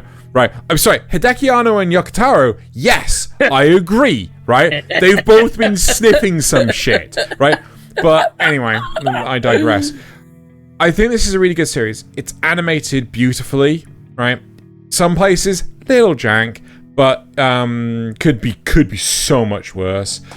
However, it doesn't mean much without the second half, right? Right. And considering this has had production issues, I wonder when the second half is going to be. Also, the frustrating thing is, I don't know if they've actually done it now, but the English dub of the series is missing the last 4 episodes, right? So that the English dub doesn't exist for the last 4 episodes because the last 4 episodes were released so late. So I don't know if the official English dub is ever going to get released, you know. But and I also hope that Kira. No, wait, is it Kira Buckland?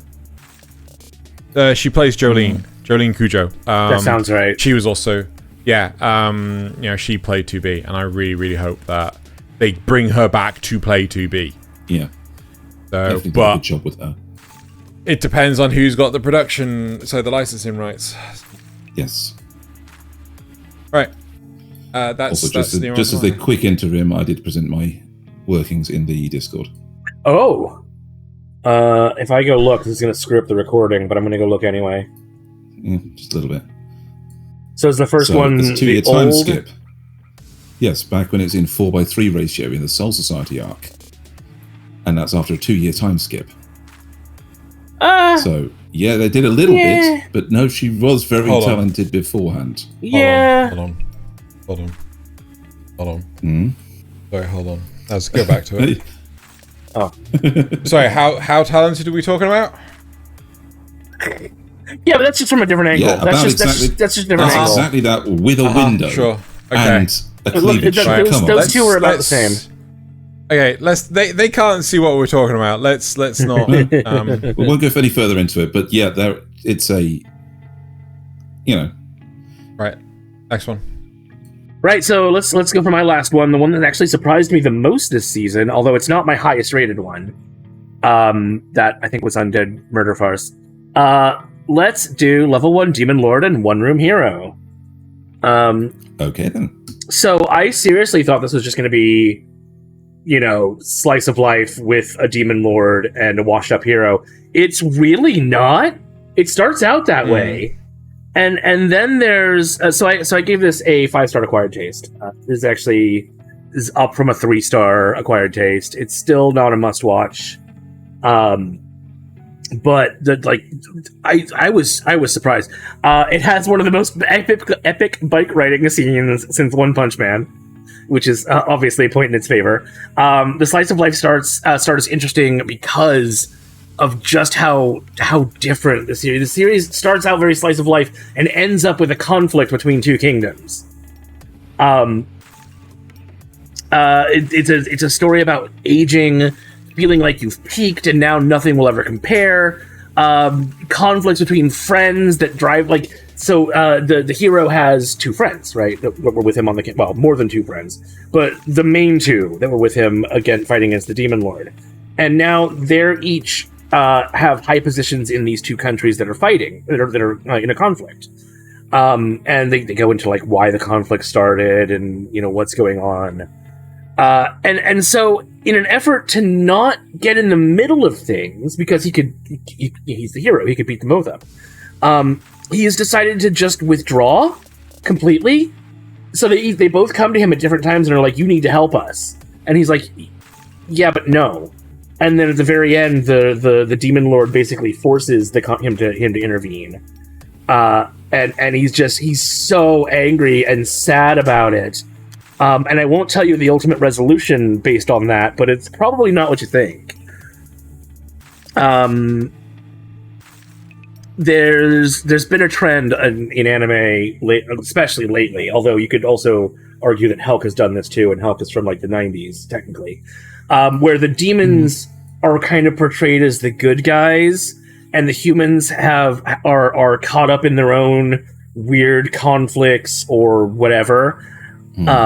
This definitely fits into that too, because they have the demons have crazy job protections and whatnot. If you join the demon realm, you get all this crazy days off and guaranteed high salary and all this stuff. Maybe hints of sequel baiting, some very, very, very tiny hints. You can ignore them. They're not important. You can watch this as a 1-season show and be done with it, which I think is in its. That's how you should do sequel baiting, where it's there are hints of we could do more, but here's a nice solid single story for you. Yeah. Seems quite comfortable. I mean, seems quite well done. Okay. Yeah, there's Xenia Xenia doesn't feature a huge amount in it. I mean, she does. She's got her own little story arc, but she's not really the focus. There's not a huge amount of plot, but a little bit. Yeah. Yeah, I noticed. Yes, Pookium. Why is it that? I don't know. So I mean, I don't know how many episodes I watched. I think it was 4, maybe 5. Yeah, that's kind of where the shift starts to happen. A part of me doesn't like that, is the fact that a series will just really undersell itself for the first few episodes, and then really shift it up a gear to keep go, to change the pace to whatever. And it just feels like, what are you trying to achieve here? I think it works because it shows how the hero has withdrawn into this very isolated situation, and so the slice of life episodes serve as a way to get the Demon Lord involved in his life, and then she can start doing these subtle pushes to get him to actually do, to get him out of his comfort zone and back interacting with the wider world where this bigger plot is going on. Okay, so there's so many elements to this world that I just do not comprehend. I get that. I get the whole burst of technology after the war. Yeah.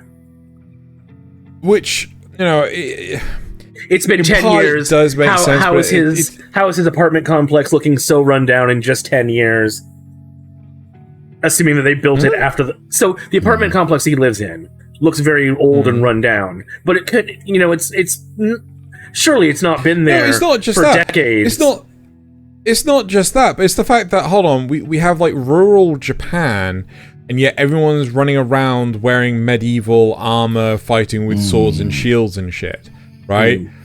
They have the ability to utilize things like modern day construction techniques, which would require the use of heavy machinery, yet we're running around with fucking suits of armor, shields, and swords. You have to remember that there's also a world where magic exists, and so they could be wearing armor that's imbued with magic. They could be using his sword specifically is imbued with magic for sure.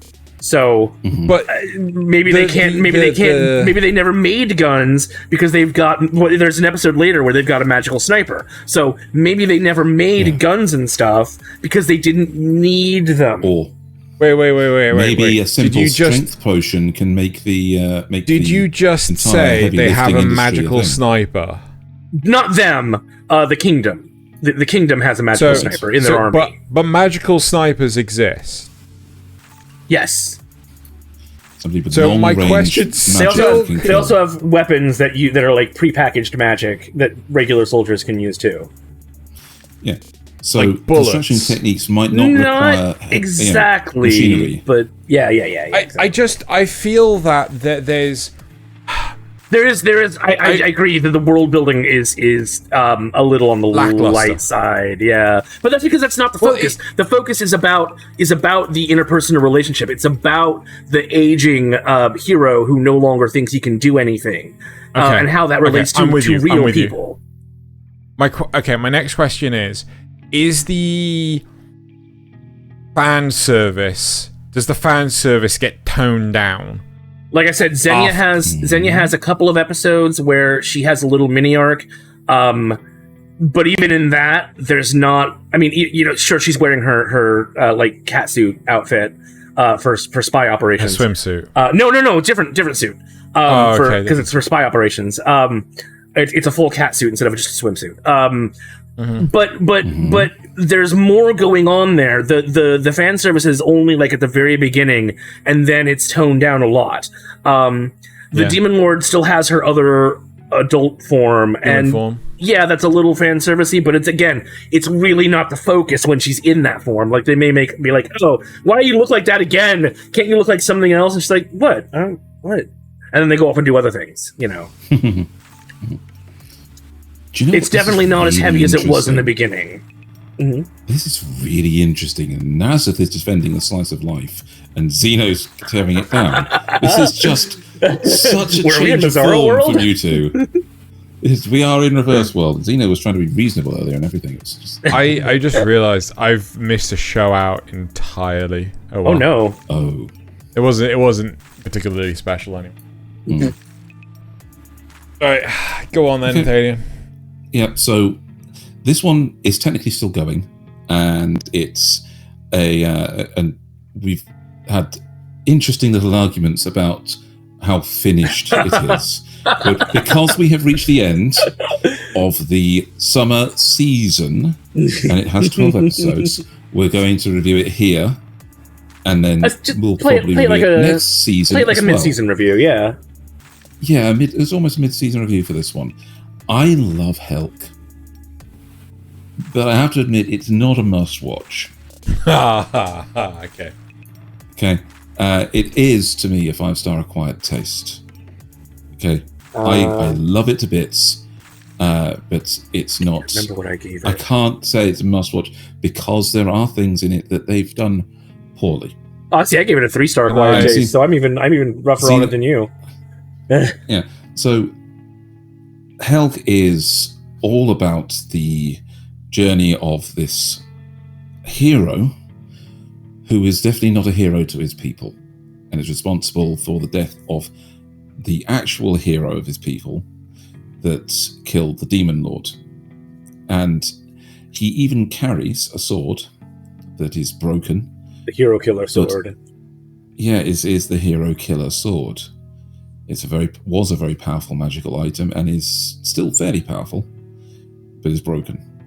And it's his journey with Vermirio when they get transported to another part of the world and have to journey back because there is an ongoing war. This is the show where, as Xeno's notices, the trend of demons not necessarily being the bad guys, but being, antagonists to humans, and humans having their own stuff going on that's we don't even know quite yet. What we have seen is that both sets, demons and humans, are possibly under severe danger from what's called New World monsters, which occupy more of the classic demon trope in the show, of just these evil, monstrous bad guys. And it may or may not be connected to the miasma in the demon world. Exactly. So there is all still set up and journey here with not a lot of payoff so far. It's still this fun and serious adventure where they go back and forth between winning a cooking show. Oh God, that episode was pure filler, though. Oh my God, was pure, So it's a pure filler, but if you consider it as a 24-episode season, then a filler episode or two doesn't go too far amiss.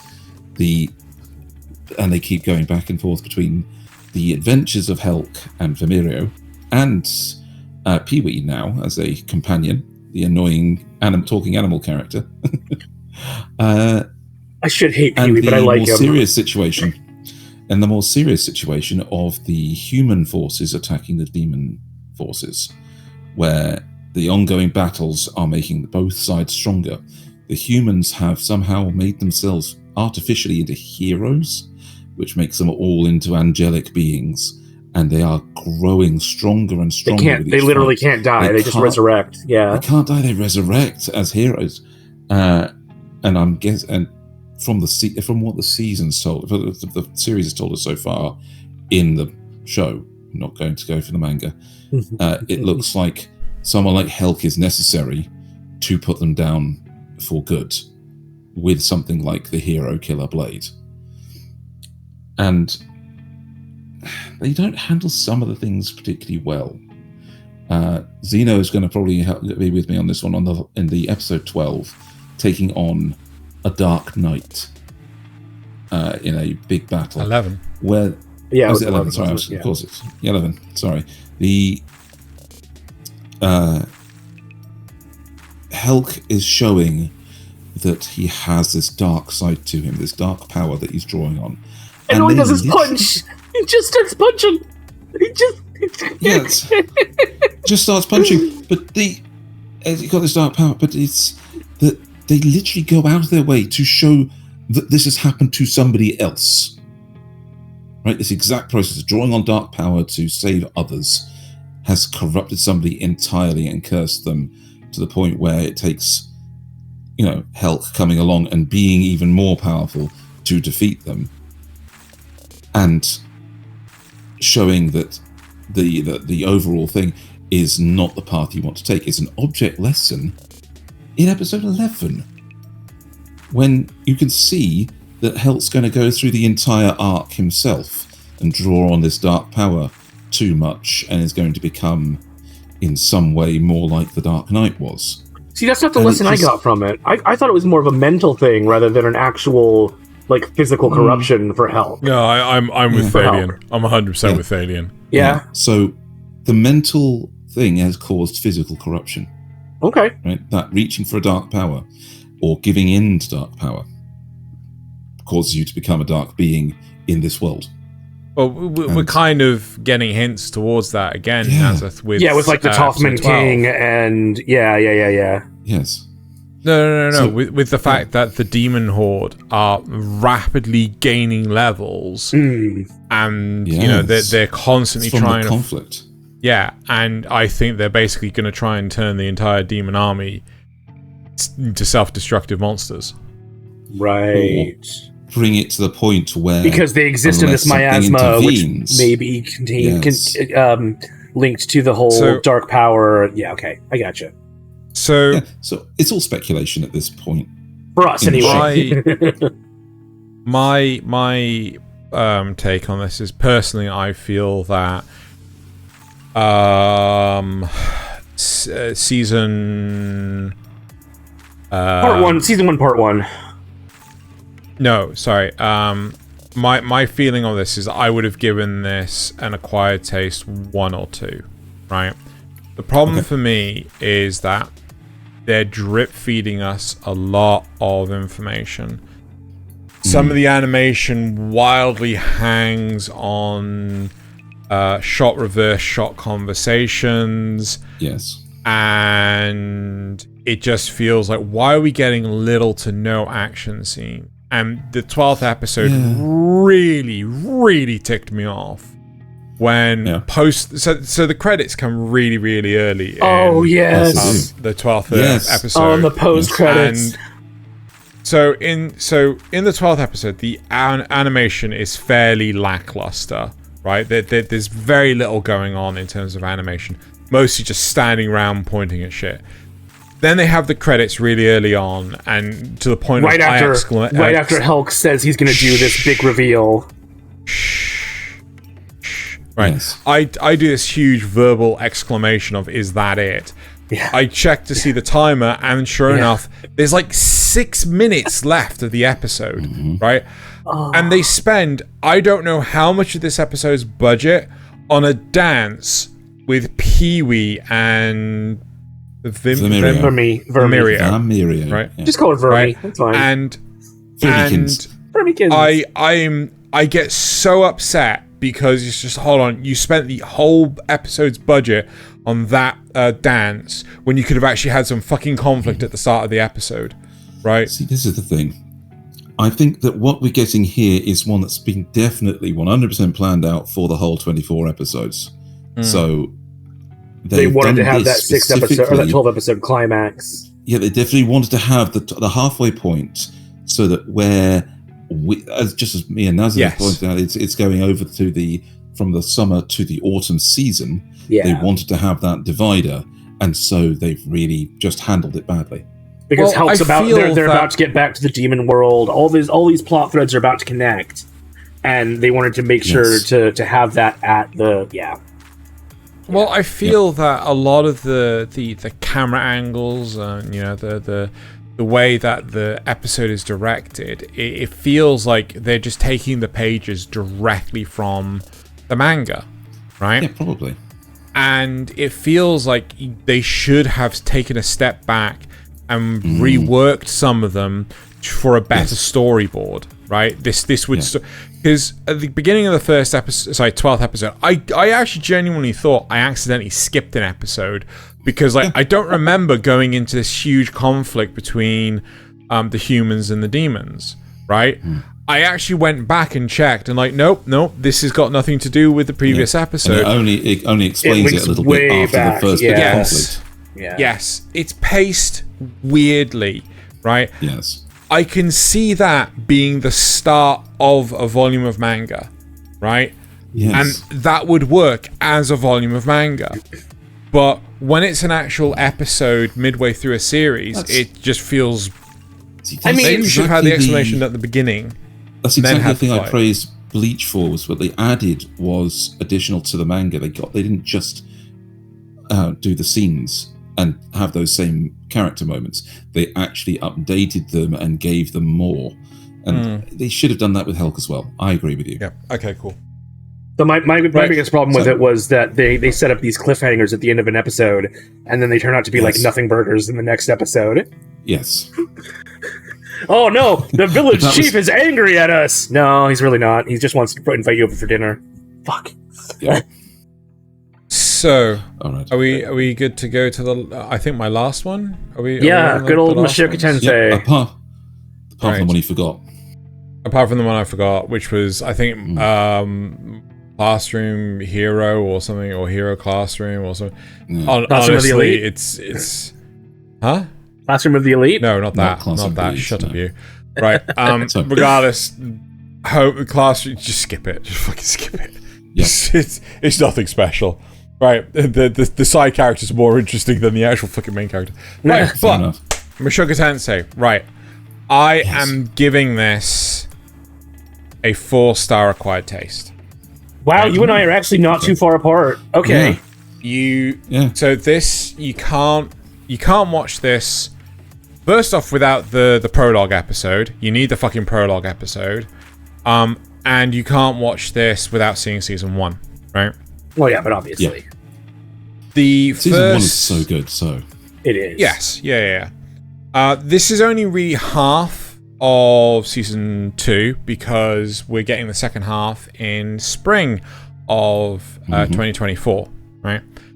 They did the same 2-season gap for season 1 as well, which I know drove some people insane. But at least they gave us the heads up with this one. Yes. The animation isn't as good as the first one, right? There are some parts where it's just like, I hope you touched that up for like the Blu-ray release or something like that. Yeah. But it could be far worse. I like the fact that the plot narrative actually fixates Rudy in one part of the world for a period. Because if you think about the first season, he is constantly moving from location to location, right? And some of the scenes, especially in the Demon Continent, feel like, wait, which town is this town? Because this town looks like the other 7 towns that he's previously visited. Him actually getting to explore more about this one specific location, I actually felt was a bit of a positive. Actually, 2 separate locations. But the main one that he spends the bulk of the series in, which is the Magic University, I actually quite liked. Yes. I loved. Nasuth, calm down. I will give you your time. I'm holding my tongue. I'm holding my tongue. Thank you very much. I feel I do have to interject here because it's the emblematic part of this is the opening credits. Whereas in the first season, it was always to try to show you the world they're in, the world they're exploring. Yes. That thing of where are they now is often answered in part by the opening credits, but because he's spent the majority of the season in the thing, they put an actual intro because there's no more exploration of the world. It's just the events of this part. I think one of you, or it could have been someone else entirely. It was me. I knocked it down for bad intro. No, that wasn't it. That wasn't what I was going to say. Oh. Remember, hold your tongue. Okay. I think one of you came up with the point that you felt that they introduced the intro because it effectively turned into a high school series. Right? Yeah, that was Thaylien. That was Thaylien, yeah. Right. I don't think it's the end of the world. Or less, I think it wasn't because it was a high school series, and more because it was because he was in this weird state, and then Thaylien thought once they fixed that state, the intro would come back. Like it's not the school itself; right. It's his mental state. Anyway. So there was plenty of exploration and things. One of my favorite takes on the whole thing, on the whole series, was effectively, how does Rudy handle the little dwarf girl, right? I loved how they introduced that. I hate how they didn't follow just through. Ignore it. Right? Well, no, I mean, they didn't really ignore it. They just, like, she was still there. It becomes as background as the other character did. Yes, that's the problem, right? It becomes very background. Now, I still really enjoy the series, right? And I do highly recommend it. This is not a season 2 of Rising of the Shield Hero. Thank the Lord, right? Thank Rias. It is not a season 2 of Rising of the Shield Hero, right? It's almost kind of the opposite, where that one went at a super fast pace, and this one's really slow. But you still have plenty of character development, even the fact that this guy comes back, right? I kind of wonder, and this is complete fan theory, I wonder if the elf, I can't remember her name, it's like Elise or something like that. Elise or something. She vanished immediately after that, of her getting an actual steady boyfriend. No, she didn't. She comes back like one time. She basically dropped out of the series as a character, even a background character. Really. I wonder if she's been cursed, right? To basically only do anything with that guy, right? And basically that curse is basically kind of overriding the other curse because that guy, the black-haired kid, asks how to get rid of curses, and Rudy says, I don't know how to get rid of curses, but I have heard you can transfer curses to inanimate objects, right? And he goes into the whole story about how that one guy, I want to say guy, I don't think he was a god, had transferred the curse into the spears that he then gave to the Superd. Oh, right? Yeah, the leader of that particular demon clan transferred his curse into all of their spears, which are their life, I also I loved the interaction. I absolutely loved the interaction between Rudy and the masked girl. I don't want to go into any more details because I want more people to go watch it, right? So I'm not going to go. Such a great contrast of opinions. It's not just that, but it's also really defining of the world setting, right?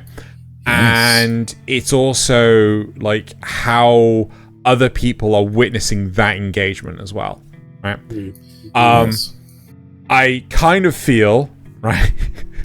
I feel that praise be where it's due. Luke Grey Rat needs a high five. Not an asshole. Definitely was man of the hour for that. He needs a high five, especially how he just turns to the princess and says, "No, this is a serious thing. We should do.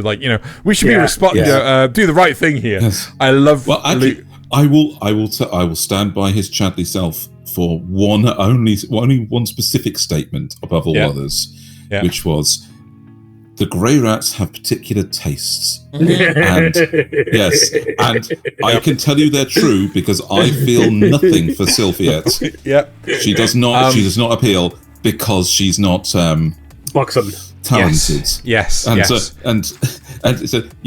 that could also be a part of Rudy's problem. But the only true reason why I'm not even putting this in as a low must watch is watching that dance between Rudius and Sylphie. I wanted to put my head through my desk. Right? 7 episodes, 7 episodes from yes, it was. That long. 7 episodes from the time he gets to school. The start of the introduction. Yes, but that wasn't when the start. That's not when the dance started. Right? Yeah, it was. Because he did other stuff between then. He dealt with his his subordinate freak show. Yes, but that whole time Sylphie was there in the background. He meets her in the first episode. She was far in the background. She was far in the background. Right? Yeah. Right. It's only when it was the beginning of the Y-boner. That's where it started. Yes! Naz is not going to understand that. Yeah, it will. It's the beginning of the Y-boner. It's like, so it's the... It's Senpai. It's a... No, it's no Senpai. Yes, but it's the... Hang on. Why is my dude friend turning me on? Yes. But they didn't... I don't feel like they explored that enough either. That's when the dance Are you kidding? Started. Yeah. They spent 2 episodes on that. Actually, no, an episode and a half. No, as soon as the moment he admits he's actually in love with this person, he immediately finds out it's a woman. immediately. No, I wouldn't that soon. The moment he admits he has hints of I'm attracted to them, but the moment he admits he's in love with them, immediately finds out she's a woman.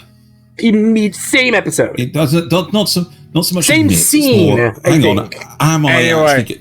No, it's not the same scene. Anyway, Nasuth has a hate boner. He has a hate boner. 7 episodes of shit, and then 2 episodes, and then only 2 episodes. Hold on. I don't want to get into spoilers. I don't want to get into spoilers. Hold on. Okay. What would you rate this then, Nasuth? I believe I gave it a 3-star acquired taste. It's still good. It's still 4-star acquired taste, but that's down from a must-watch 1. I would actually probably knock that down to a 3. Okay. Right. So this is interesting because, you are going on from an outstanding propaganda show with a great mystery to a slow life. This used to be like a high must-watch, Xeno. This used to be a high must-watch. Season it is now 1. Yeah, sure. Yeah. Yeah. All right. And they've massacred. 1. I don't. Yes. It's all one show. All right. Okay, tell that to Rising of the Shield Hero. Season 2 doesn't exist. See, there you go. but this is not Rise of the Shield Hero Season 2. This is actually a good series, but it's. I'm just angry it's about. It's like those stereotypical Asian mothers that say, "Wait, you got an A- this time? Why? No, I would have scored it even lower, except that I'm since I know this is only the halfway point. I'm hoping that now they're over this hump. Good things will happen again. You should score it on its own merit. That's like saying season 1 of Shield Hero is trash because season 2 exists. I'm basing that score on its track record of previous I'm basing this score on the entirety of where it is now. I wouldn't. Because you can't rely on what's going to happen in the future. What happens if the next part gets cancelled for whatever reason? Well, then obviously my score would change. No, obviously my score would change. Right. Okay. But then again, that's change of information and new exactly breeds change. So we'll accept that. I think that does. If we're going to cut this off on the Mushoku Tensei without any more argument, I think that does bring us to the end. I genuinely think Nasuth has a very valid point. I think that this season it's so slow. Does not follow through with what season 1 sets, right? Yes. Like every other episode, they're in a completely new location in season 1, right? And I can completely understand and appreciate how the appeal of that has just died for anyone that enjoyed that element of it. I also did really like this. Sorry. I did really like this bit, which helped elevate it. It's not about the banging that fixes his problem. It's the fact that Filthy comes back and he no longer feels abandoned. Don't worry about spoilers, anyone. It's fine. Anyway, I think the overall thing is, because the bar was set so high with the beginning, the proportional drop, even though it's still to a good show, the proportional drop from the high to the current feels more disappointing for Nasuth. See, the interesting thing is, right, I like the contrast difference between going around and exploring the world and staying in one place. I'm fine with staying in one place. That doesn't mean it has to turn into a slow life. Calm. You won't. It's a contrast. And I like it. I like it as well. Yeah. But we can understand your point of view, Nasuth. I think the big thing for me is this is akin to the likes of, let's say, Alien, the first one, and Aliens, the sequel, and then you've got the entirety of the Jennifer Lawrence made a career Hunger Games, right? Yeah. And with Alien and Aliens, right? The first Alien was very much a sci-fi horror movie, right? Definitely. Where there was one alien that was going around murdering everything from the shadows. But the sequel was very much a science action movie, right? Where there was loads of aliens. There was a swarm. Everyone had to try and survive against the swarm. They didn't try to hide the alien like they did in the first one, right? Exactly. They didn't try to slowly reintroduce it because it was already introduced in the first movie. You don't need to rehash that. Again, very similar to the Riddick franchise. But regardless of that, with Hunger Games, how many times can the same character get into the same shit? Or better yet, Die Hard. Die Hard, there you go. How many times can the same character go through the same shit and people not get bored to fuck? Right?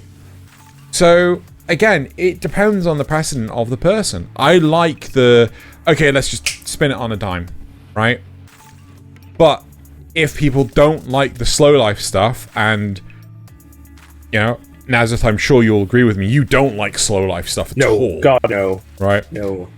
I can completely appreciate your point of view on this, right?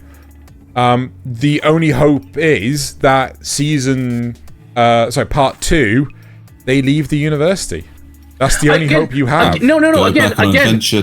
I don't mind them staying at the university. But they could do more there. Like when they introduced the Mask Girl, that was amazing. They could have had him learn more stuff about teleportation. They could have had him interact with the Dwarf Girl more, and actually properly have an arc for her. But they didn't. It was just like, oh, now he's got this Dwarf Girl. Oh, now he's got this gang. Oh, now he's fighting a Demon King guy. And none of it really mattered. Showed up for fun. None of it really had an impact or mattered. And meanwhile, we have this dragging plot where Sophie refuses to reveal herself. Because she made a promise. Oh. Yeah. Promises because mean the reason... Yeah. Regardless of the reason, the progression that we wanted to see did slow down massively. And the progression we could have seen was lacking. We could have had him explore more about, learn more about teleportation and stuff. It didn't have to be 7 episodes of nothing. It wasn't 7 episodes of nothing. You literally just said the whole fight with the Demon King. There was the whole... Was nothing. Was nothing. Was nothing. It didn't matter at all. To anything. Could have been cut. The same thing with the 2 girls that are now in his gang. They don't matter. They don't do anything. They were introduced. I love them. They're brilliant. Yeah, they're brilliant because they don't do anything. Yeah, they do. They cause him trouble. Oh my god. Yeah, they cause him trouble. But that could have just been cut. None of that. Necessary. Hell, the trouble they caused him was actually cut by the next nothing. Because they had the queue up of people that were going to I thought he defeated them all. He did. Nope. Well, no, the Demon King did. No, the Demon Kid did. Yeah. Demon Kid. Oh, yeah. The entire line, he defeated 1 or 2, and by the time he got back to it, the Demon King had defeated the whole lot. Yeah. Right. Anyway. Yeah. Or I have a heart attack. I enjoyed it. I still enjoyed it. And then to have just 2 episodes. It should have been 4 episodes, a case file, for fuck's sake! And then to have just 2 episodes at the end to actually re-explore this relation. Oh my god. Yes. Only 2? Only 2 at the very end. Well, I thought it was 4, but regardless. Nope. From the moment they go out on their little adventure, it's 2 episodes. I thought it was 1. No, they go out and then they come back. It is 2. Yep. Yeah. Go out at the end of 1, come back at the start of the second. Anyway. In all honesty, though, I feel like, we've rated some stuff quite highly. I felt this. It's a mid-season. It's a very mid. I felt this season was really mediocre, and like the only reason why I managed to actually get through Helk was because I binged it. I stopped watching it and then I just continued binging it and things. I couldn't do weekly. I just couldn't. The only one that I could watch weekly was Mushoku Tensei. Yeah. Very mid. Yeah. Bleach but still some watchable stuff in there. And Autumn's shape might be better. We'll see. I God, I don't know about you. I hate it when people hype shit up. And it's just like, oh yeah, check out Furin and shit. What was the damn show called? Literally, Goblin Slayer 2, at least. Hopefully that'll be good. Different studio though, so who knows? But hang on, Xeno, you say you hate it when we did that, but didn't we do a whole section of that in last week's news? No, it's like we look stuff we're looking forward for, right? Yeah. But there's a difference between that and like to our audience. But we only each picked one thing that we were really excited for, and then it was like that's true. What might be good and what might be weird. Or some content creators out there say, "Oh my god, this is," and like they're just reading a synopsis off a fucking. We're just like, this looks interesting. Yeah, I'm interested. I have high expectations. We're not helping. Right. Anyway. Right, let's move on. Draw a line under it. We actually have supporter questions this week because I'm not an idiot. Are you sure about that? I think there has been a mistake made, but it might have been in giving me too much power. Okay, let us... Why did you delete them? Right, so moving on to the supporter questions. Rugal says, before I read out the supporter questions, I just want to thank you all for watching or listening to our podcast. Please hit the thumbs up button and leave a comment if there's anything you'd like to say. We read them all. Definitely let us know about your opinions on this season. Definitely. Right. And how much Nasuth is wrong about our response. Well, I wasn't going to be that weird mean, but that Nasuth was just defending a slice of life and Xeno was hating on it. That was just... That's because it's not a slice of life. It only starts out as a slice of life. Yeah. Okay. Yeah. Okay. Yeah, it's only slice of life for 6 episodes. Yeah. Anyway. Anyway. We've had a slime, a spider, a sword, a vending machine. What other silly or absurd isekai can we think of? I genuinely saw one where a guy gets isekai'd into another world and he has a vibrator in his hand. I think that was a particular... Nope, it wasn't. No, but is he reincarnated as the vibrator? No, he wasn't reincarnated as the vibrator. See, that's what we're talking about. I have got one thing I do need to say to whoever might be listening out there. Okay, listen quite carefully. Where is my cat girl isekai? Where is it? Where is my cat girl isekai? There isn't one. What you call it? A feeding trough in a pig pen isekai. Oh. Reincarnated as a smartphone, I'm now forced to play gacha games for the rest of my life. Right, okay. Which of those? My sister's panties. Oh, God. Right, so out of the isekais listed above, so slime, spider, sword, vending machine, which has been your favorite so far? Sword. I've only ever seen sword. Vending machine, to be perfectly honest. It's what?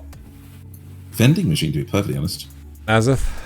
I've only ever seen sword. I tried watching a slime abridged, and I couldn't take it. So I guess sword. First season of slime is pretty good, right? Well, maybe it's just the abridged I watched that made it unbearable. The second season of slime is awful, and Spider is just all over the fucking place. Yeah, it's funny, but it's not actually all that good. Also, Fran. Right. What kind of isekai have we not had that you think would be a cool idea? Okay, so technically we have, but I would like to see more isekais where there's a female protagonist that is not just like love interest, just like supporting characters. Because like Hitomi from Escaflowne, like, falls into this category, but she's more of a supporting character for Van Fennel, King of All Fanalia. Yes. Van Fennel, King of All Fanalia. Right? But I would like to see more of a Buffy-esque character where, they've got more of a proactive take on life. It's funny, the only one I've seen where an actual female protagonist that doesn't become a love interest happens is I thought I said I wanted my powers to be normal in the next life. So she reincarnates and she says she wants to be average because in her previous life she was excellent and got idolized because of it. So she wanted to be average, but the person took it the wrong way and set it to the exact middle of the power scale. Which includes all the super demons and beasts and super demons and dragons at one end and humans at the bottom, and so she's halfway between them. Yeah. And can you link me that later?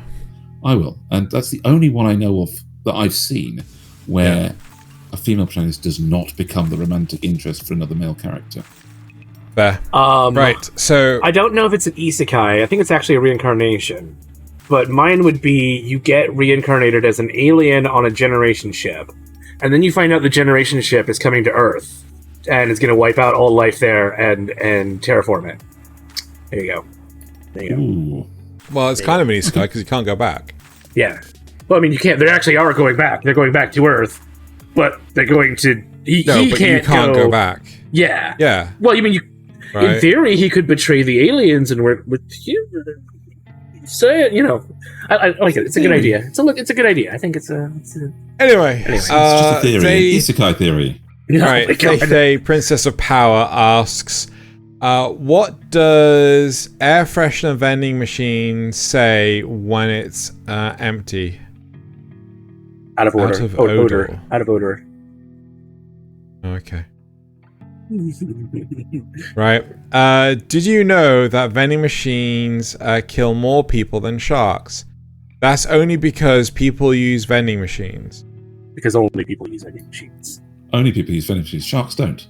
Oh, sorry. What do the vending machines, explosives, and a drunk looking at a police office have in common? C4, and a chance for someone getting hurt. Because the vending machines have a C4 button, explosives are C4. A drunk looking at a police officer. I don't get that one.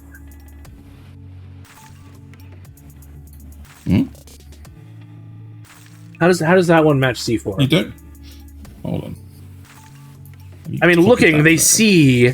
They see... A drunk looking would see, but where does the 4 come in? Oh, C4 police officers because they're drunk. Yes, that's the one. Oh, okay. All right. Gotcha. Yeah, so it's quadruple vision. Gotcha. Right. American vending machines began displaying calorie information to encourage smarter snacking choices. Apparently, the reflective glass fronts weren't enough. No, because they're usually lit from the inside, so you don't see yourself mirrored in them. There you go.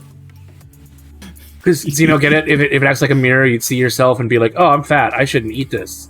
But then you get it anyway. Because you're fat, and you're gonna get it anyway and eat it. Yeah. You get it? Thaylien, those were a waste. Those were a horrible waste of power. You were.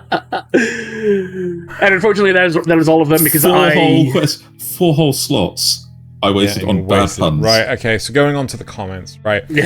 First, from the news, Strombus Shell says, not gonna lie, I kinda hope that, I kinda hope what's Twitter... Oh, it's gonna be angry about, yeah. Right. What's Twitter angry about? Yeah, as a segment, but as long as it's anime related, because sometimes it's funny to a point and laugh. That penguin story was very adorable and sad. Bittersweet. I'd say bittersweet. Droogle says, woo, Vending Machine Season 2. I'm still watching it. Yeah, I'm surprised by One Piece 2. I guess it goes to show people will watch adaptations, but it has to be good.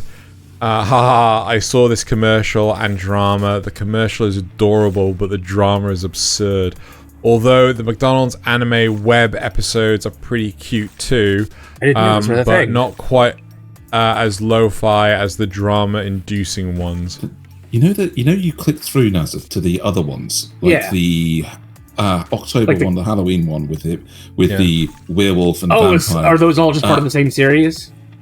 They are, and not only are they part of the same series, but the one with the vampires and werewolves in it triggered another thing because, quite obviously, the two werewolf girls in the back are girlfriends. What the fuck? Oh my god! I know, it's just so absurd. It's fine to ship things, but don't act like that's okay. Hold the fuck on.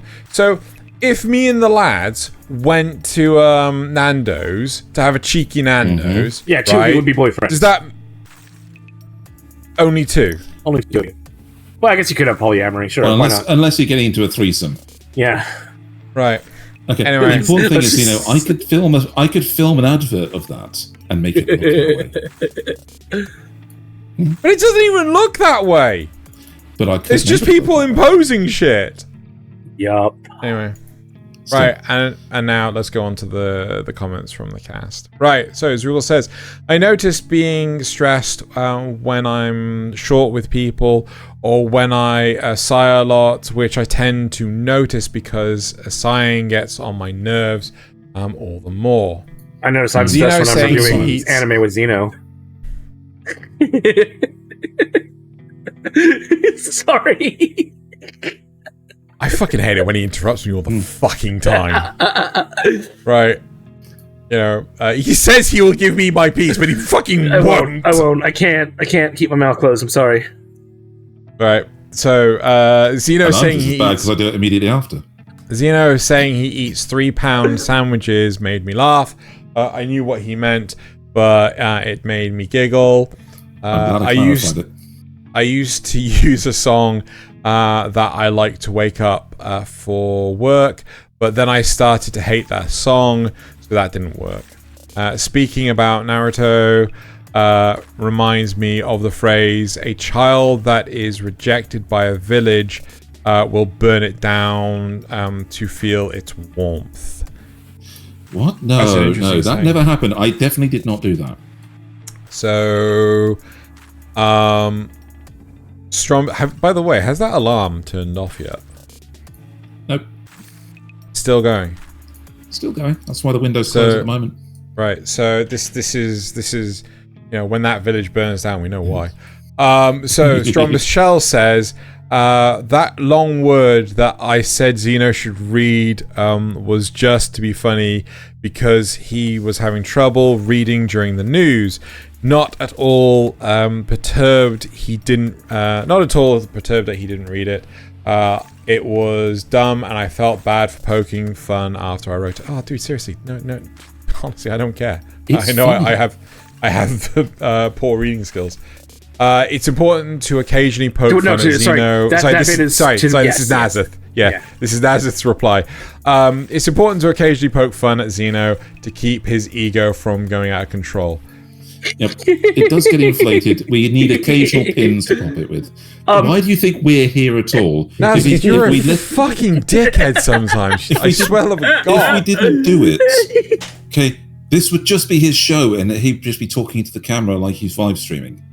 I promise you, I fucking wouldn't, If you're looking for a song to use for an alarm, I recommend "Life Is Beautiful" from Deadly Premonition, the game Deadly Premonition. It's just this adorable whistling song that's you can't help but feel good when you listen to it. Anyway. No, I think that's entirely personal, because one of the songs I listen to is the intro to Ride Back. And I find that has a really calming thing on me. So when someone fucks me off at work, I just put that on. Or oddly enough, Space Cat by Joey Zero. I just find it so calming. But it's everyone finds their own thing. Yeah. Anyway, Rusted Roots, send me on my way. Okay, so that is it for the comments from last week, and now it is time to move on to the memes. So we have 4. Is it 4? Memes. I think it's 4 memes. Like submitted by you guys, and the rest of the memes come from Reddit, I'm pretty sure. So we found those, but you guys submitted these ones, and when you're trying to sleep, but remember that awkward text you sent on October 24th, 2014 at 8:21 p.m. Fuck. Yep, that's me. Yep. Pika. What? Oh my god! Anime girls are cats. I keep saying it. Anime girls are cats. Anime characters are cats, but that's besides the point. Yeah. Yep. Oh, is this supposed to be? Everyone. Haven't we had this as an actual GIF? Oh my god. No, maybe not. Yeah, somewhere. Maybe not. I don't know. But yeah. Okay. That is true. And number 4. I can't get them both to fit in my band. Oh my god! Oh no! Oh no! Yeah. No! No! Right. Shall we move on to mine, which may or may not be any better? Japanizing meme! Yeah. Oh my god! Stray cats are adorable but dangerous. Unlike you, I get my news from a reliable source. The best source. Oh my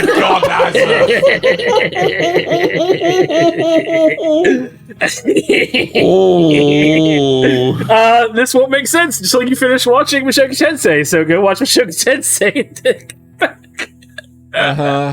That girl has some issues. We need to stop people. Need a way to stop people from looting Pokemon. Yes. Change the art style. Make all Pokemon walk on 4 legs. Give them a Latina yandere rival and a caveman MILF professor. Employee of the month. Employee of the month. Yeah. That's pretty much the thing, except Meowscarada exists. Number 5. I love gender flipped characters. What the fuck? Big Chungus and Mirko. Who's the middle one? I have no idea. I have no clue. Oh my god. My top one's a favorite one. And Chainsaw Man's or Denji's alternate job.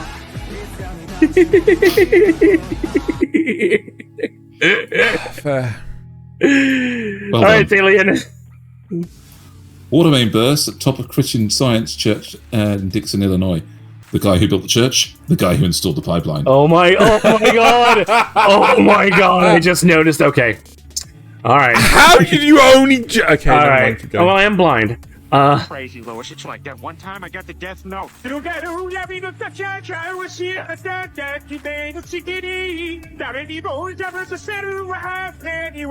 my god.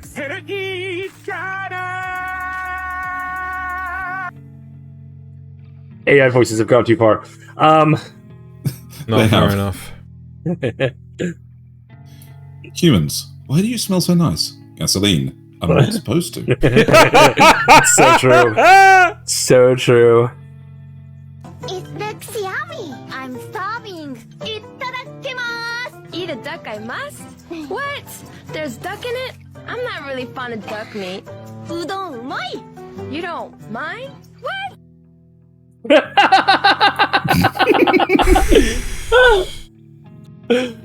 Bone apple tea at its best.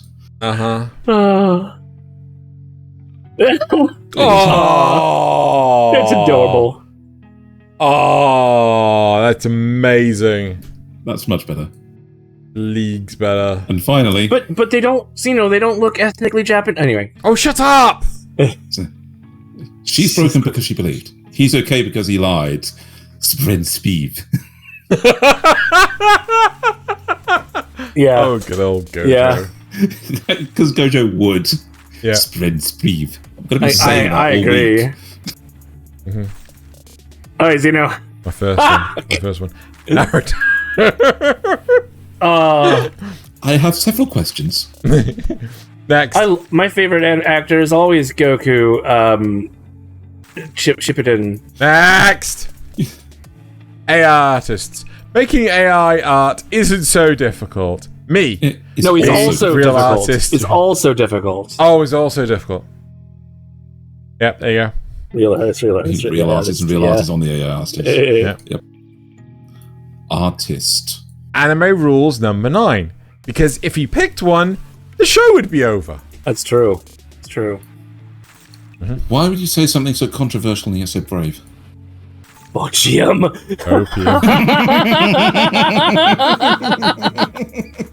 Is that the girl I like who forgot her glasses? No. It's a character from Bocce the Rock. Okay. I love seeing anime girls rush to school while eating breakfast. They look so cute. Yes. Oh, Vash is now my Vash, my favorite baby anime girl. girl. Leave it a little bit longer. Yeah. Vash, definitely my favorite anime girl. And then my last one. When you realize this manga creator took the worst devil fruit in One Piece and wrote a top-tier manga around it. Yeah, it is just the Jackie Jacket Well. fruit. It is. That's true. Yep. Which Xeno just learned about recently and was shocked. I hate the fact that it exists, but it does, and it's just wow, jeez. Considering that's the skin suit thing's a whole fucking brand of particularly degenerate hentai. We're not going to go down this route. Oh my! Anyway. I didn't need to know that. So Thaylien, what is next week's topic? Because you did have one. Well, I had an idea that we would have a quick analysis of different shows and present our one heroic scene. A scene that we think that defines a character or an anime based on a single scene that just emblemizes the show from the hero's perspective. Okay. So the heroic scene. There you go. Right. So that time Gendo told Shinji to just fuck off. Right. Got it. God. Got it. All right. That was the most right, heroic. So that is. I don't know what is wrong with you. You are. Right. That is it for this week's episode. Thank you very much, everyone, for watching / listening. And time to bottoms up and Kanpai. Goodbye. Why did your webcam flip?